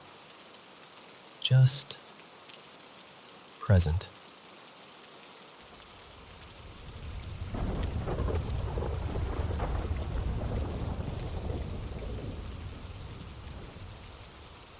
So, I kind of did this to myself. I went down a rabbit hole one night. Paranormal threads, first-hand accounts, all of it. And I got this itch like, fine, I should probably add mine too. And even saying that out loud makes me feel ridiculous, because I'm one of those people whose brain immediately tries to rescue me with logic. Like, okay, cool story, but where's the evidence? My background's in philosophy, so the skeptical, empirical voice in my head is always hovering, ready to slap a natural explanation sticker on everything. But at the same time, I don't know, some stuff sticks to you, and maybe putting it out there helps. Maybe somebody hears it and goes, oh, yeah, I know what that is. Or maybe it just helps to say it plainly instead of carrying it around like some embarrassing secret. All right, I've moved a bunch, so I'll go in order, by place, by time. And I'm starting with the one that shaped all the others. The fixer-upper house, late 90s to mid-2000s. We moved into this house when I was basically a newborn. My dad was a physician, and we landed in this small Midwest town that had this old French settler history, one of those places where the streets feel quieter than they should. The house was too much house, dead center of town, and it was the biggest place on the block by a mile. Not ancient by European standards, but for where we were, it was old. Like generations and weird remodels layered on top of each other old. Later I found out it was well over a century. My mom nicknamed it the fixer-upper because we were constantly repairing something. Roof stuff, pipes, a door that never sat right, always a project. But even as a kid, I had this feeling she was covering. Like that name was a joke you could laugh at instead of saying, "This place scares me." Here's the strange part. I can't point to a first incident. We moved in when I was too young to remember a before. So my earliest awareness of life already included this constant background sensation of being watched. And I learned this little survival habit that still makes me cringe to admit. If I had to go down a hallway alone, I wouldn't look up. I'd do this tunnel vision thing, eyes on the carpet, on the baseboards, so I wouldn't accidentally catch a reflection in a mirror or see something in a doorway. I'd grab whatever I needed and run back like my feet were on fire. One of my clearest early memories is so mundane, which almost makes it worse. My parents were downstairs, I was playing, and I realized I'd left a favorite toy upstairs. I went up, and I remember feeling this heavy, occupied presence in the guest room at the end of the hall. Not a sound, not a movement, just the certainty that something was in there. And I remember coaching myself like a tiny, nervous adult. Don't look down there. If you look, you'll see something. If you see something, you can't unsee it. So I didn't look. I kept my eyes down, grabbed my toy, came right back down, pretending I was fine. That became my whole strategy for years. Denial with legs. Total psychological avoidance. If something impossible had stood in front of me and waved, I genuinely think I would have gone, "Nope, brain glitch," and I would have forced myself to forget it. My bedroom didn't help. It used to be the servants' quarters, tucked away like an afterthought. Outside my door was this little landing area with an old laundry chute and these narrow back stairs that went down toward the kitchen. That landing became the dumping zone for toy bins, plastic tubs full of whatever I was into at the time. At night, after I turned the lights off, those toys would go off. Not like a toy glitches once and makes a sad little noise. I mean multiple sounds, in sequence, like someone was standing out there pushing buttons with intention. The dinosaur roars would start up, sometimes one, sometimes both, like they were fighting. Then a book would chirp, then something else would light up. Every time I worked up the courage to go look, it would stop. Like as soon as I stepped into that landing, everything went dead quiet. I'd dig through the bins thinking maybe something was wedged in pressing a button. Nothing was. We tried moving them around, separating them, leaving them on top of the bin with nothing touching them. Same thing. Eventually, the dinosaurs just lived on top of the bin permanently because it was easier than pulling them out every night. And they still did it, night after night. My mom tried to laugh it off. She'd say stuff like, "Those dumb dinosaurs again," like it was a quirky household annoyance. But I could tell, just in the way she'd pause before she spoke, that it got under her skin too. And I was so scared that I started sneaking out of my room almost every night. I'd creep into my parents' room and sleep on the floor next to their bed. I'd wedge myself facing the bed frame or the side of a chair, anything so I wouldn't have to stare into open space. They would catch me sometimes and get mad, like, "Go back to bed, you're fine," but I didn't care. The floor in their room felt safer than my bed ever did, because in my kid logic, I had this belief that if I ever really looked, if I ever met whatever was there head on, then something would finally happen and my denial would break. And once denial broke, I didn't know how you kept living in that house. Okay, fast forward a few years. I'm maybe 8-ish. My older sister threw a Halloween party. She had a whole pack of friends over, and I had 2 buddies, Caleb and Noah. We all decided to play hide and seek in the dark, but we made a rule: first floor only. No upstairs, because the house was huge and nobody wanted to search that whole maze. A couple rounds go by, and my friend Caleb gets tagged, so he's it. He goes off to count, and we scatter, giggling, whispering, hiding behind furniture like we're geniuses. We wait, and wait, and eventually we hear footsteps upstairs, and we're like, what? That's not even allowed. So we come out, everybody confused, and we go looking for him, and we find him upstairs anyway, in my room. He's standing there absolutely frozen, like full body stiff, face pale, eyes wet. He looked like he'd just watching someone get hurt.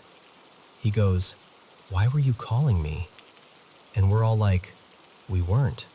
He swore someone had been calling his name, not yelling, not joking around, just a voice, close enough to follow, saying, "Caleb, come here, Caleb." So he followed it, all the way up, into the one room that already felt wrong. No one was there. Later, another moment that sticks like a thorn, my sister and I were home alone and walked to this little ice cream place nearby. We were coming back, standing in the front yard eating and talking, just lingering because it was a nice night. Then we saw it. In my sister's upstairs bedroom window, this clear silhouette of a man stepped into view and looked down at us, like he was checking who was outside. Not a vague shadow, an actual human shape. We both saw it at the same time. We ran inside, heart pounding, calling out. Checked the rooms. Nothing. No one. No explanation that fit. Marco's place, late 2000s. This one's shorter, but it hit me hard. I had a friend, Marco, who lived in the suburbs. Newer neighborhood, the kind of place that feels aggressively normal. And he was always saying his house was haunted. Specifically, he'd talk about this hooded shadow figure he'd been seeing since he was little. And I hate admitting this, but we were jerks about it. Me and my friends turned it into a running joke. Like, "Oh yeah, your suburban ghost probably pays HOA dues." Or, "Dude, I think I saw your ghost grilling in cargo shorts." Stuff like that. We didn't believe him, and it became this dumb comedy bit. One day I'm at his house, and he's clearly fed up. He's like, "Fine, you want to mess around? Let's mess around." So we sit in his room and do that classic thing. If something's here, 1 knock for yes, 2 for no. Nothing happens.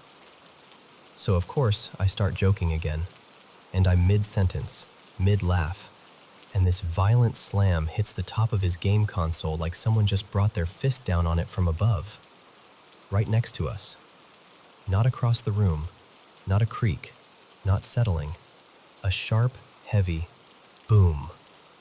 We both snapped into terror so fast it was embarrassing, like cartoon-level fear. We looked around for what could have fallen. There was nothing. No shelf above it. Nothing that could explain that sound in that spot, that hard. We didn't keep joking after that. I'm not saying I know what it was. I'm saying that was the moment I stopped treating his stories like entertainment. A church story I still can't file away. 2010s. This last one isn't mine, but it's the one that messes with me the most. A church I grew up around had this maintenance guy, Earl. Older guy, kind, practical, the type you'd trust with your house keys without thinking twice. Veteran, straight shooter, not dramatic, not someone who tells stories. His dad had done the same job before him at the same church, so their family had been tied to that place forever. One day, the topic of weird stuff came up, and I kind of nudged, gently, like, "Have you ever experienced anyone strange there?" And he hesitated in this way that felt heavy, like he was deciding whether to hand someone a secret he'd kept locked up for years. Then he told me that once, when he was alone in the church, walking down the main aisle doing his rounds, he started lifting off the ground, just rising. And he didn't come down until he reached the front. I know how that sounds. I know. It sounds like a movie scene. It sounds like something you'd make up if you wanted attention.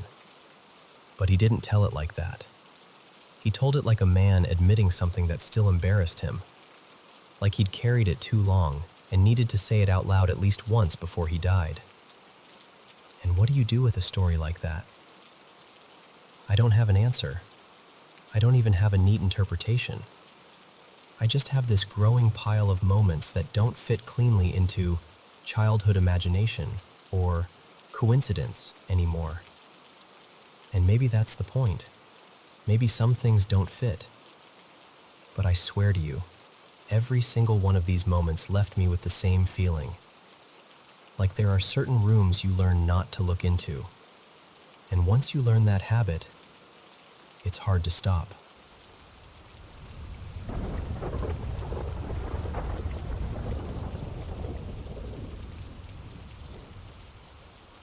You know how some things happen when you're a kid? Something just a little off, and it sticks to you like glue? This is one of those things for me. I grew up in India, in one of those big company housing colonies, gated, kind of its own little world. There were rows of quarters, neighbors who felt like family, and flat rooftops you could actually walk on. Terraces are normal there. Kids run wild in the evenings, and everyone knows everyone. I was about 9, maybe 10. Back then, we didn't have activities the way kids do now. After school, we'd dump our bags, eat something quick, and then we'd be outside playing until it got dark. One afternoon, though, my school let out early, half day. I came home around 1. My parents were both at work, and my older sister, Mira, was still at school. The house key was with the neighbor, like it always was. I grabbed it, let myself in, ate lunch, locked up again, and went out looking for someone, anyone, to play with. But most kids were still in school. The only one hanging around was this older guy from a couple houses down, Arjun. He was, I don't know, maybe 6 or 7 years older than me. He wasn't a kid. He'd talk to me like I was a person, like I mattered. He'd tell me little life things, random advice, stories, stuff I thought was so grown up and interesting. I waved. He came over, and I remember saying, "Want to sit inside? I can unlock the door." And Arjun goes, "Nah, let's go up to the terrace." Now, in our quarters, you could reach the terrace stairs from the back without going through the house. It wasn't weird, just convenient. Then he says something that, looking back, makes my stomach tighten even now. "Let's wait for my friend. He'll come too." So we waited. It was around 2:30 when his friend arrived. Arjun called him around to the back of my house. And this is where it gets hard to explain, because I can still see him in my head. His name, at least what Arjun called him, was Rafi. He was thin, really thin. He walked using 2 crutches. He had this permanent smile, like his face just lived there. He'd speak in the local language with Arjun, not Hindi, and he didn't really talk to me. He mostly just looked at me and smiled, like he knew me, like we had a joke I wasn't in on. The 3 of us went up to the terrace. We barely lasted, because it was roasting hot, that dead afternoon heat where even the air feels heavy. After a few minutes, Arjun said we should go down. So we hurried down first, me and Arjun, because we didn't have crutches slowing us. But Rafi, he came down slowly, and I still remember the sound. Tick, tick, tick. Crutch tips on the steps, steady, patient, like a clock. Our staircase had a landing halfway up where it turned back on itself, so you couldn't see someone until they rounded that bend.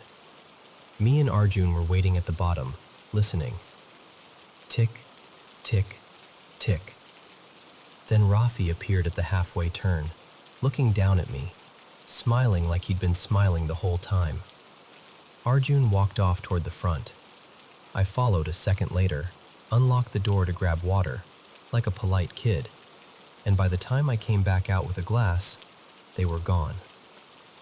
And honestly, For the next couple days, life was normal. School, snacks, playing, dinner. No drama. Nothing. Until hide and seek. It was early evening, maybe 5:15 or so. There were 4 or 5 of us playing. Me and my friend Kunal decided the best hiding spot was my terrace. I told him, "You go all the way up. I'll stay near the stairs so if someone gets caught, the other can run." So Kunal went up. A while later, the seeker gave up and shouted out, "Okay, everyone out." I heard Kunal coming down fast, thump, thump, thump, his feet hammering the steps. And then I heard it. Tick, tick, tick. I froze, because it wasn't Kunal's footsteps. It was that same, slow, careful rhythm. And my brain tried to save me, you know? It tried to be logical. I told myself, it's wind, it's something loose, it's in my head. But then, just like before, someone rounded the halfway landing. And it was Rafi. Same crutches, same smile, same direct stare at me like he was looking through me. And I swear to you, my whole body went cold, like my skin forgot how to be warm. I just ran. I ran into the house, grabbed my mom like I was drowning, and I was crying so hard I could barely breathe. I kept saying, "Someone is on the stairs. Someone is on the stairs." My dad came rushing. "What? Where?" He took me back toward the rear stairs, probably within a minute, maybe 2. I was shaking, pointing upward, saying, "He's there. He's up there." My dad went all the way up, checked the terrace, checked corners, looked over the edge. Nothing. No one. And there was no way someone on crutches could have vanished in that time without us seeing them. My dad told me I probably imagined it, that sometimes when you're scared, your mind fills in details. I wanted to believe him. I really did. Later, I asked Arjun casually, trying to act normal. "Hey, how's your friend? The one you brought over the other day?" Arjun smiled and said, "He's fine," and then immediately changed the topic. And that was it. After that, I stopped using those back stairs as much as I could. I'd avoid them without even thinking, like an instinct. About a month later, my dad was trimming this overgrown tree behind our quarter. My mom made lemonade and told me to bring it to him. I carried the glass out and sat near the bottom of the terrace stairs while he drank. I kept looking at that halfway landing, like my eyes couldn't stop checking it. The wind slammed the terrace door upstairs. Bang! And I jumped. But I told myself it was just wind. Dad had the door open. Then, tick, tick, tick. I remember whispering to myself, "No, no, no, that's not real." And after a few ticks, I saw the tips of the crutches first, just the bottom of them, like a preview. I didn't even grab the empty glass back. I just bolted inside and told my mom I wasn't feeling well. I went to my room and lay down, heart pounding like I'd sprinted miles. Then we moved. A couple years later, we relocated to a new state, new city, different neighborhood, different house, one we were building ourselves, actually. The ground floor was finished, and the top floor was still under construction. We had these side stairs leading up, and then another set to the terrace. I started going up to watch sunsets because the view was beautiful.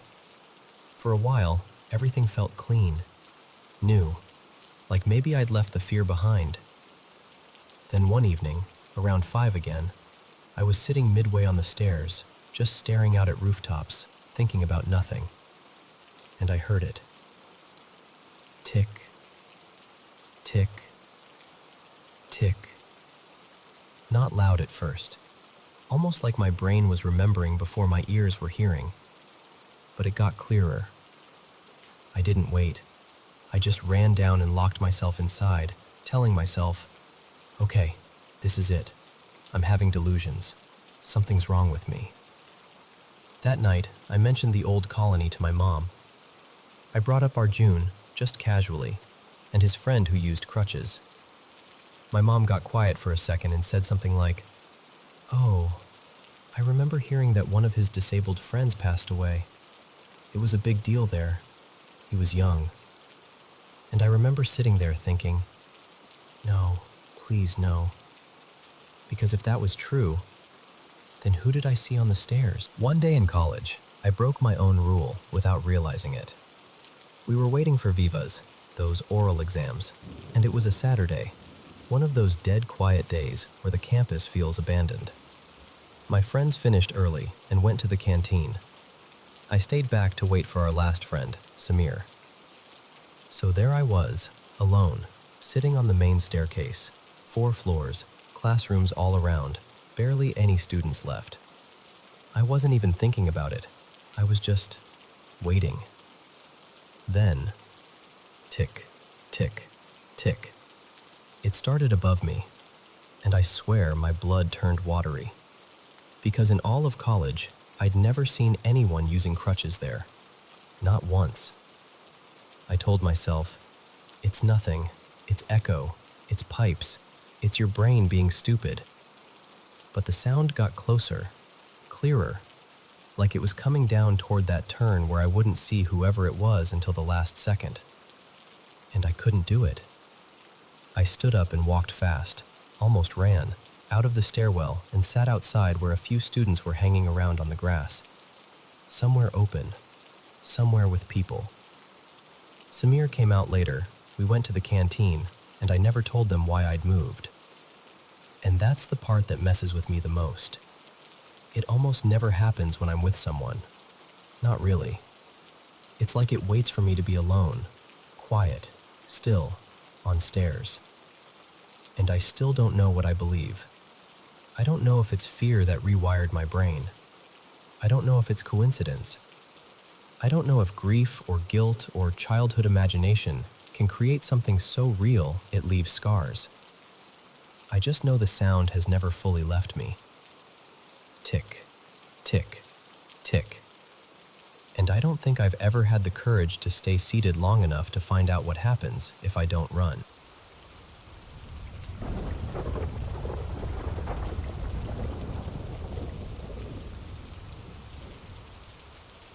Okay, so I'm just going to tell you this the way it actually felt, because even now, years later, it still sits in my head like a puzzle piece that never quite clicks into place.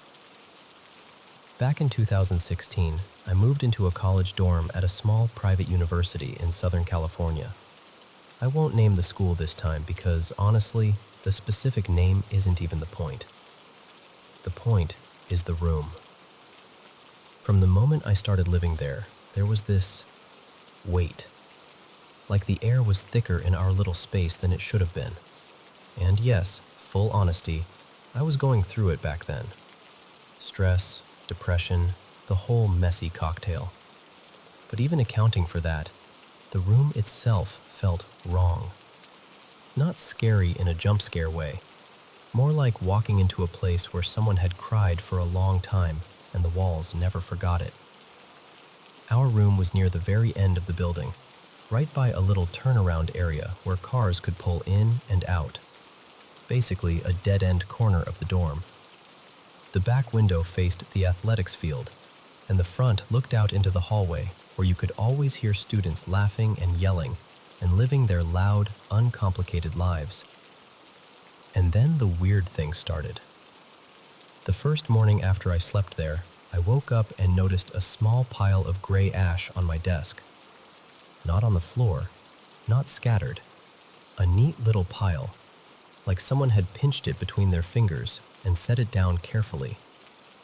It was only a few inches away from my cigarettes, which made my brain immediately go, did I ash in my sleep?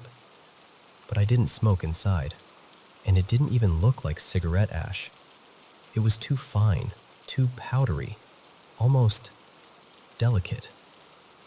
I wiped it away and tried not to be dramatic about it. The second morning, it happened again. Another pile. Different spot, same general area of the desk. I told my roommate, her name was Kara, and she came over, stared at it, and went, "Okay, that's not normal." We checked everything: the ceiling, the light fixture, the shelf above the desk. We even looked for some kind of weird vent or crack or anything that could drop debris. Nothing. No explanation. Third morning, another pile. Bigger this time. And this is the part that made it feel extra unsettling. I would check the desk before going to sleep. Clean. Bare. Nothing there. Kara always fell asleep before me, and I always woke up before her. No one else had a key. No one was sneaking in and sprinkling ash on my desk like some kind of prankster ash fairy. It didn't make sense. By night 4, I was barely sleeping at all. You know that feeling when your body is exhausted, but your brain is on high alert anyway? That was me. I'd drift and then jolt awake like I was falling, over and over. Eventually, I did fall into this shallow sleep, and I had one of the worst nightmares I've ever had. It wasn't one of those dreams with a clear plot. It was more like being dropped into the emotional aftermath of something awful. Like I was watching a scene from far away, but I could still feel the fear in my bones. There was a young woman, Asian, I think, and a man, and there was yelling or conflict or panic. I couldn't hold on to the details, just the sensation that something terrible had happened or was about to happen. And right as I started to wake up, one word kept repeating in my head, layered over itself like different voices calling from different directions. Lynn. Lynn. Lynn. I woke up drenched in sweat, heart hammering, completely shaken. And I'm almost embarrassed to even say this, but it's part of why I couldn't shrug it off. I had wet the bed. That had literally never happened to me as an adult. Not once. I just lay there in shock, humiliated and scared, trying to convince myself it was just stress and a new environment and my brain being weird. And then, this is the strange little detail. After that nightmare, the ash stopped. No pile the next day. No pile the day after that. Just gone. A few days later, I was sitting in one of my classes, something like intercultural communication, and the professor started talking about how different cultures process death and grief, and how, in a lot of places, people don't talk about it directly. And then she casually mentioned that a few years earlier, there had been a student death on campus. A foreign exchange student, Vietnamese, I think. And it happened in a bathroom in the same dorm building.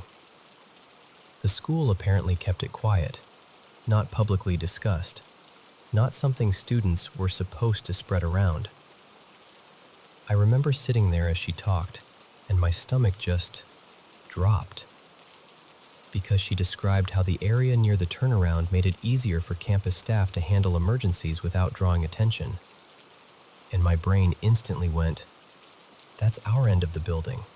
That's our corner. The ash on my desk, the suffocating heaviness, the nightmare, the name, Lynn, echoing like a warning. That night, I told Kara what I'd learned, and she went pale. Neither of us said it at first, but we both had the same thought hovering between us. What if this room is connected?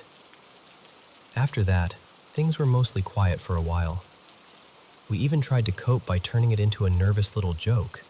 If something slipped off the wall or a hanger fell, we'd mutter, "Okay, Lynn, we get it," and then laugh too loudly because we didn't know what else to do. Then winter break happened. Kara got back to campus before I did, and the day before I returned, she called me, like genuinely shaking. She told me she'd stepped outside for a smoke with a friend, came back into the room, and on her desk, not mine, there was a massive pile of ash. Not a little coin-sized pile. She said it looked almost arranged, long and thick, like someone had carefully poured it out in a line. She was freaking out, And honestly, I don't blame her. The ash had moved. It had chosen a new place. Kara ended up talking to an aunt of hers, one of those people who's sort of known in the family for being sensitive, gifted, whatever word you want to use. And her aunt suggested we write a letter. Not anything dramatic, just something simple, kind, respectful, basically saying, "We're not here to harm you. You don't have to stay here. If you're stuck, you can go. You can leave." Around that same time, a new student moved into the room next door.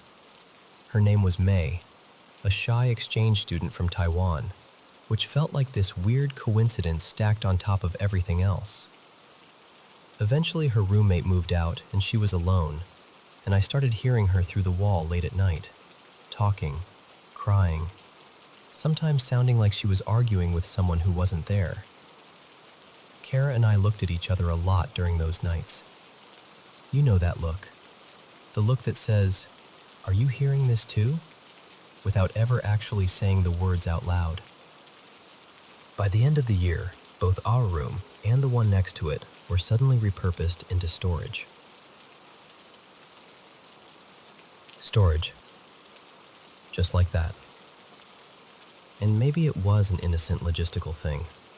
Maybe they needed space.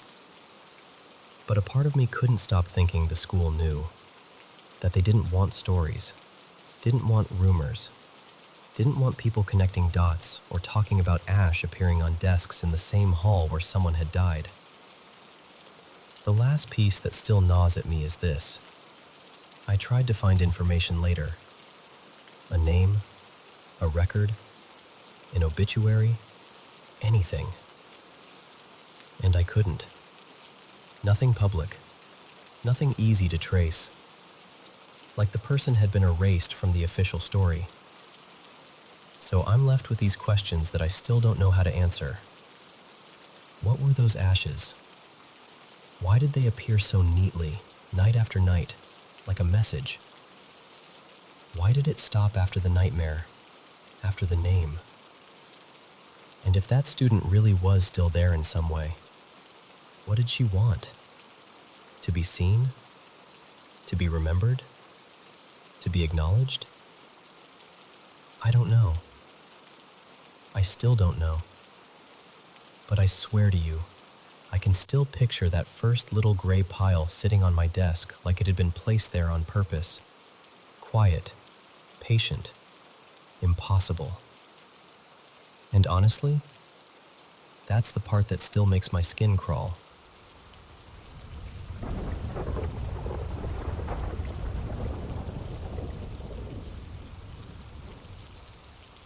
So, my partner Marisol and I moved into this slightly too charming old place a couple years back. The kind of house that looks sweet in the daytime. Big porch, worn banister, little stained glass window by the stairs.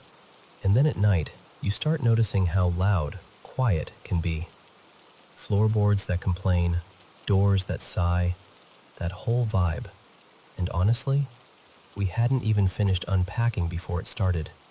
At first it was footsteps, like clear as day, someone pacing upstairs while we're both downstairs in the kitchen. Not the soft creak, creak of a settling house.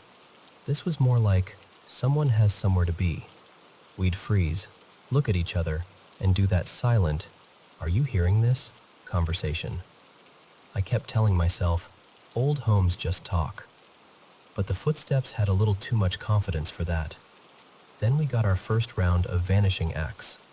My wallet disappeared one morning. Marisol's earrings went missing right off the dresser. We'd tear through drawers, check pockets, retrace every step like we were detectives in sweatpants. And then the stuff would turn up in the weirdest places. One time, I found my wallet in the laundry basket under a clean towel. Another time, no joke, Marisol opened the pantry and there were her earrings sitting on top of the cereal box like they'd been placed there neatly on purpose. We laughed. We really did. Like, okay, cute, the house is playing games. Because what else do? You either laugh or you start sleeping with all the lights on. But the moment that changed everything happened on our anniversary. We weren't doing anything fancy, just dinner at home. Candles, a little music, the kind of night where you're trying to remember you're not just roommates who share bills. We're mid-toast, feeling all romantic and proud of ourselves, when the room suddenly drops in temperature. Not a little chilly, I mean instant cold, like someone opened a door to winter. And the candles, they didn't just flicker, they panicked. The flames leaned hard to one side like they were trying to escape. Then our framed wedding photo, this big one we had hung near the dining table, started swaying, back and forth. Slow at first, then a little stronger, like someone had given it a gentle push. We both just stared. We checked the windows, locked. No AC blast, no fan, nothing. Marisol whispered, "Don't you dare say it's the house settling. Because, come on." After that, we did what every reasonable adult does. We went full amateur investigator. We asked neighbors questions, dug through old local newsletters online, even found a little article about the house from years back. And that's when we learned the previous owner was this guy named Gordon Hale, apparently known around the block for being a harmless troublemaker, always pulling pranks, always messing with people, that kind of personality. And he passed away in the house. And I'm not saying that proves anything, but it sure didn't make me feel less watched, you know? Here's the weird part, though. It didn't get darker. It got familiar. Like the house wasn't trying to scare us as much as it was trying to participate. The TV turns on by itself sometimes, always at low volume, like it's trying not to be rude. Once we came home and the radio was playing this old swing song, crackly and cheerful, like we'd walked into someone else's party. Marisol just shook her head and went, "Well, thanks for the music, I guess." And now we have a routine about it. We'll say things out loud like, "All right, Gordon, that's enough," when something goes missing. And half the time it turns up later in a spot that makes you feel like you're being gently teased. And every once in a while, right when someone says, "Okay, but do you actually think there's a ghost?" the upstairs floor will creak. Just once. Like it's listening. Like it's enjoying the attention. And honestly, at this point, we just smile at each other.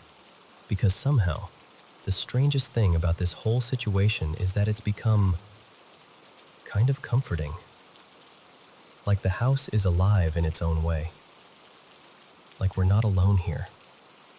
And whoever's with us, whether it's Gordon or just the world being weird, seems pretty committed to keeping things interesting.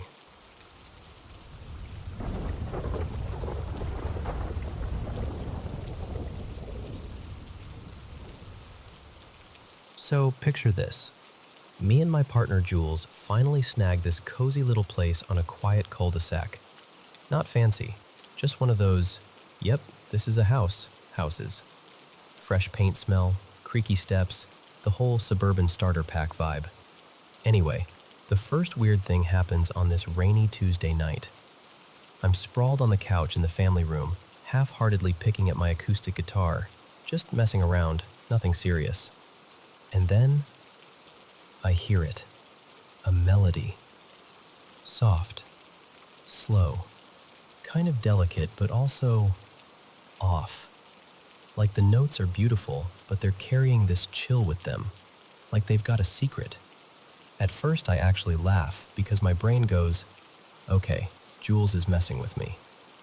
So I stop playing and look over at them like, really? And Jules just blinks back at me, holding a bowl of popcorn midair, like they forgot how arms work. They go, "Do you hear that?" And my stomach does this tiny little drop. Because yeah, I hear it. The next night, we tell ourselves it was probably the neighbors. Old houses carry sound weird, right? So we're trying to be normal about it, sitting in the den, lights low, scrolling on our phones, pretending we're not bracing for spooky piano round 2. And then it starts again. Same melody, same gentle, eerie confidence, like whoever's playing knows we're listening now. This time, Jules grabs my hand and goes, "Okay, no, we're finding it." So we follow the sound through the hallway, past the guest room, to this little ceiling hatch we'd honestly been ignoring since we moved in. You know the one, pull-string ladder, dusty frame, the kind of thing you tell yourself you'll deal with later. We pull it down. The ladder groans like it's annoyed we've bothered it, and the music is louder now, clearer, like it's been waiting for us to finally show up.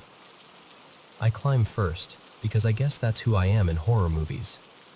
I poke my head into the attic, expecting cobwebs and boxes, and maybe a raccoon with an attitude. But instead, there's a piano. Not a normal one either. This tall, dark upright that looks like it's been there since before electricity. It's sitting under a dusty sheet, like it's been tucked in for decades. And this is the part my brain still refuses to fully accept. The keys are moving. Like actually moving. Pressing down on their own, one after another, perfectly timed. No strings, no hands. Just this old piano in the attic, playing like it's got somewhere to be. Jules climbs up behind me and whispers, "We don't own a piano." And all I can do is whisper back, "Well, apparently, we do now." The wild part is, after that first full-body panic night, it starts to feel almost normal. Like you're living with a weird roommate who has one very specific hobby. Some evenings we'd climb up there and just sit on old storage bins like they were concert seats, and the piano would play. Sometimes that same rainy night melody, sometimes something new. Little runs of notes, like someone warming up. Sometimes a song that felt happy, even playful, like it was showing off a little. And yeah, we told people. Because how do you not? We invited friends over, my buddy Tessa and her husband Marco, and we're like, "Okay, before we order pizza, we have to show you something." They think it's a prank. They're laughing all the way up the ladder, and then the piano starts right on cue, and Marco goes completely silent, like his soul briefly left to file a complaint. And we're all watching this thing play itself, and for a second, it's not even scary. It's just unreal. Like the house is holding its own little secret talent show. Eventually, curiosity wins out. We start poking around, asking neighbors, digging through old paperwork. And we find out the person who lived there before us, this older guy named Edwin, was known around the neighborhood as this serious pianist. Like, not played a little, but could make a whole room go quiet good. One neighbor, this sweet older woman down the street, tells us, real casual, "Oh, he loved that piano more than anything. Used to play up there all the time. Said the attic had the best sound." And then she kind of leans in, like she's sharing gossip, and goes, "Some folks say he never really stopped playing." I laugh when she says it, because what else do you do? But later, lying in bed, hearing those faint notes drifting through the ceiling, I'm not laughing quite as much. Still, it never felt malicious. No slamming doors, no cold hands, no creepy whispers, just music. Persistent, stubborn music, like someone loved it so much they couldn't bear to leave it behind. By the time we moved out, work relocation, nothing dramatic, we'd almost gotten sentimental about it. Like we were leaving behind this odd little tradition we never asked for, but somehow became part of. And even now, if I'm being honest with you, sometimes I'll hear a piano through an open window somewhere, or in the background of a cafe, and my skin will prickle the tiniest bit. Not because I'm terrified. More like I'm remembering that feeling, standing in a dusty attic, surrounded by boxes and old insulation, watching a piano play by itself like it's the most natural thing in the world. It still messes with me. Because it's this reminder that the strangest things don't always show up with dramatic lighting and movie soundtracks. Sometimes they're just waiting above your ceiling, quietly playing a song you've never heard before, like they've been saving it for you.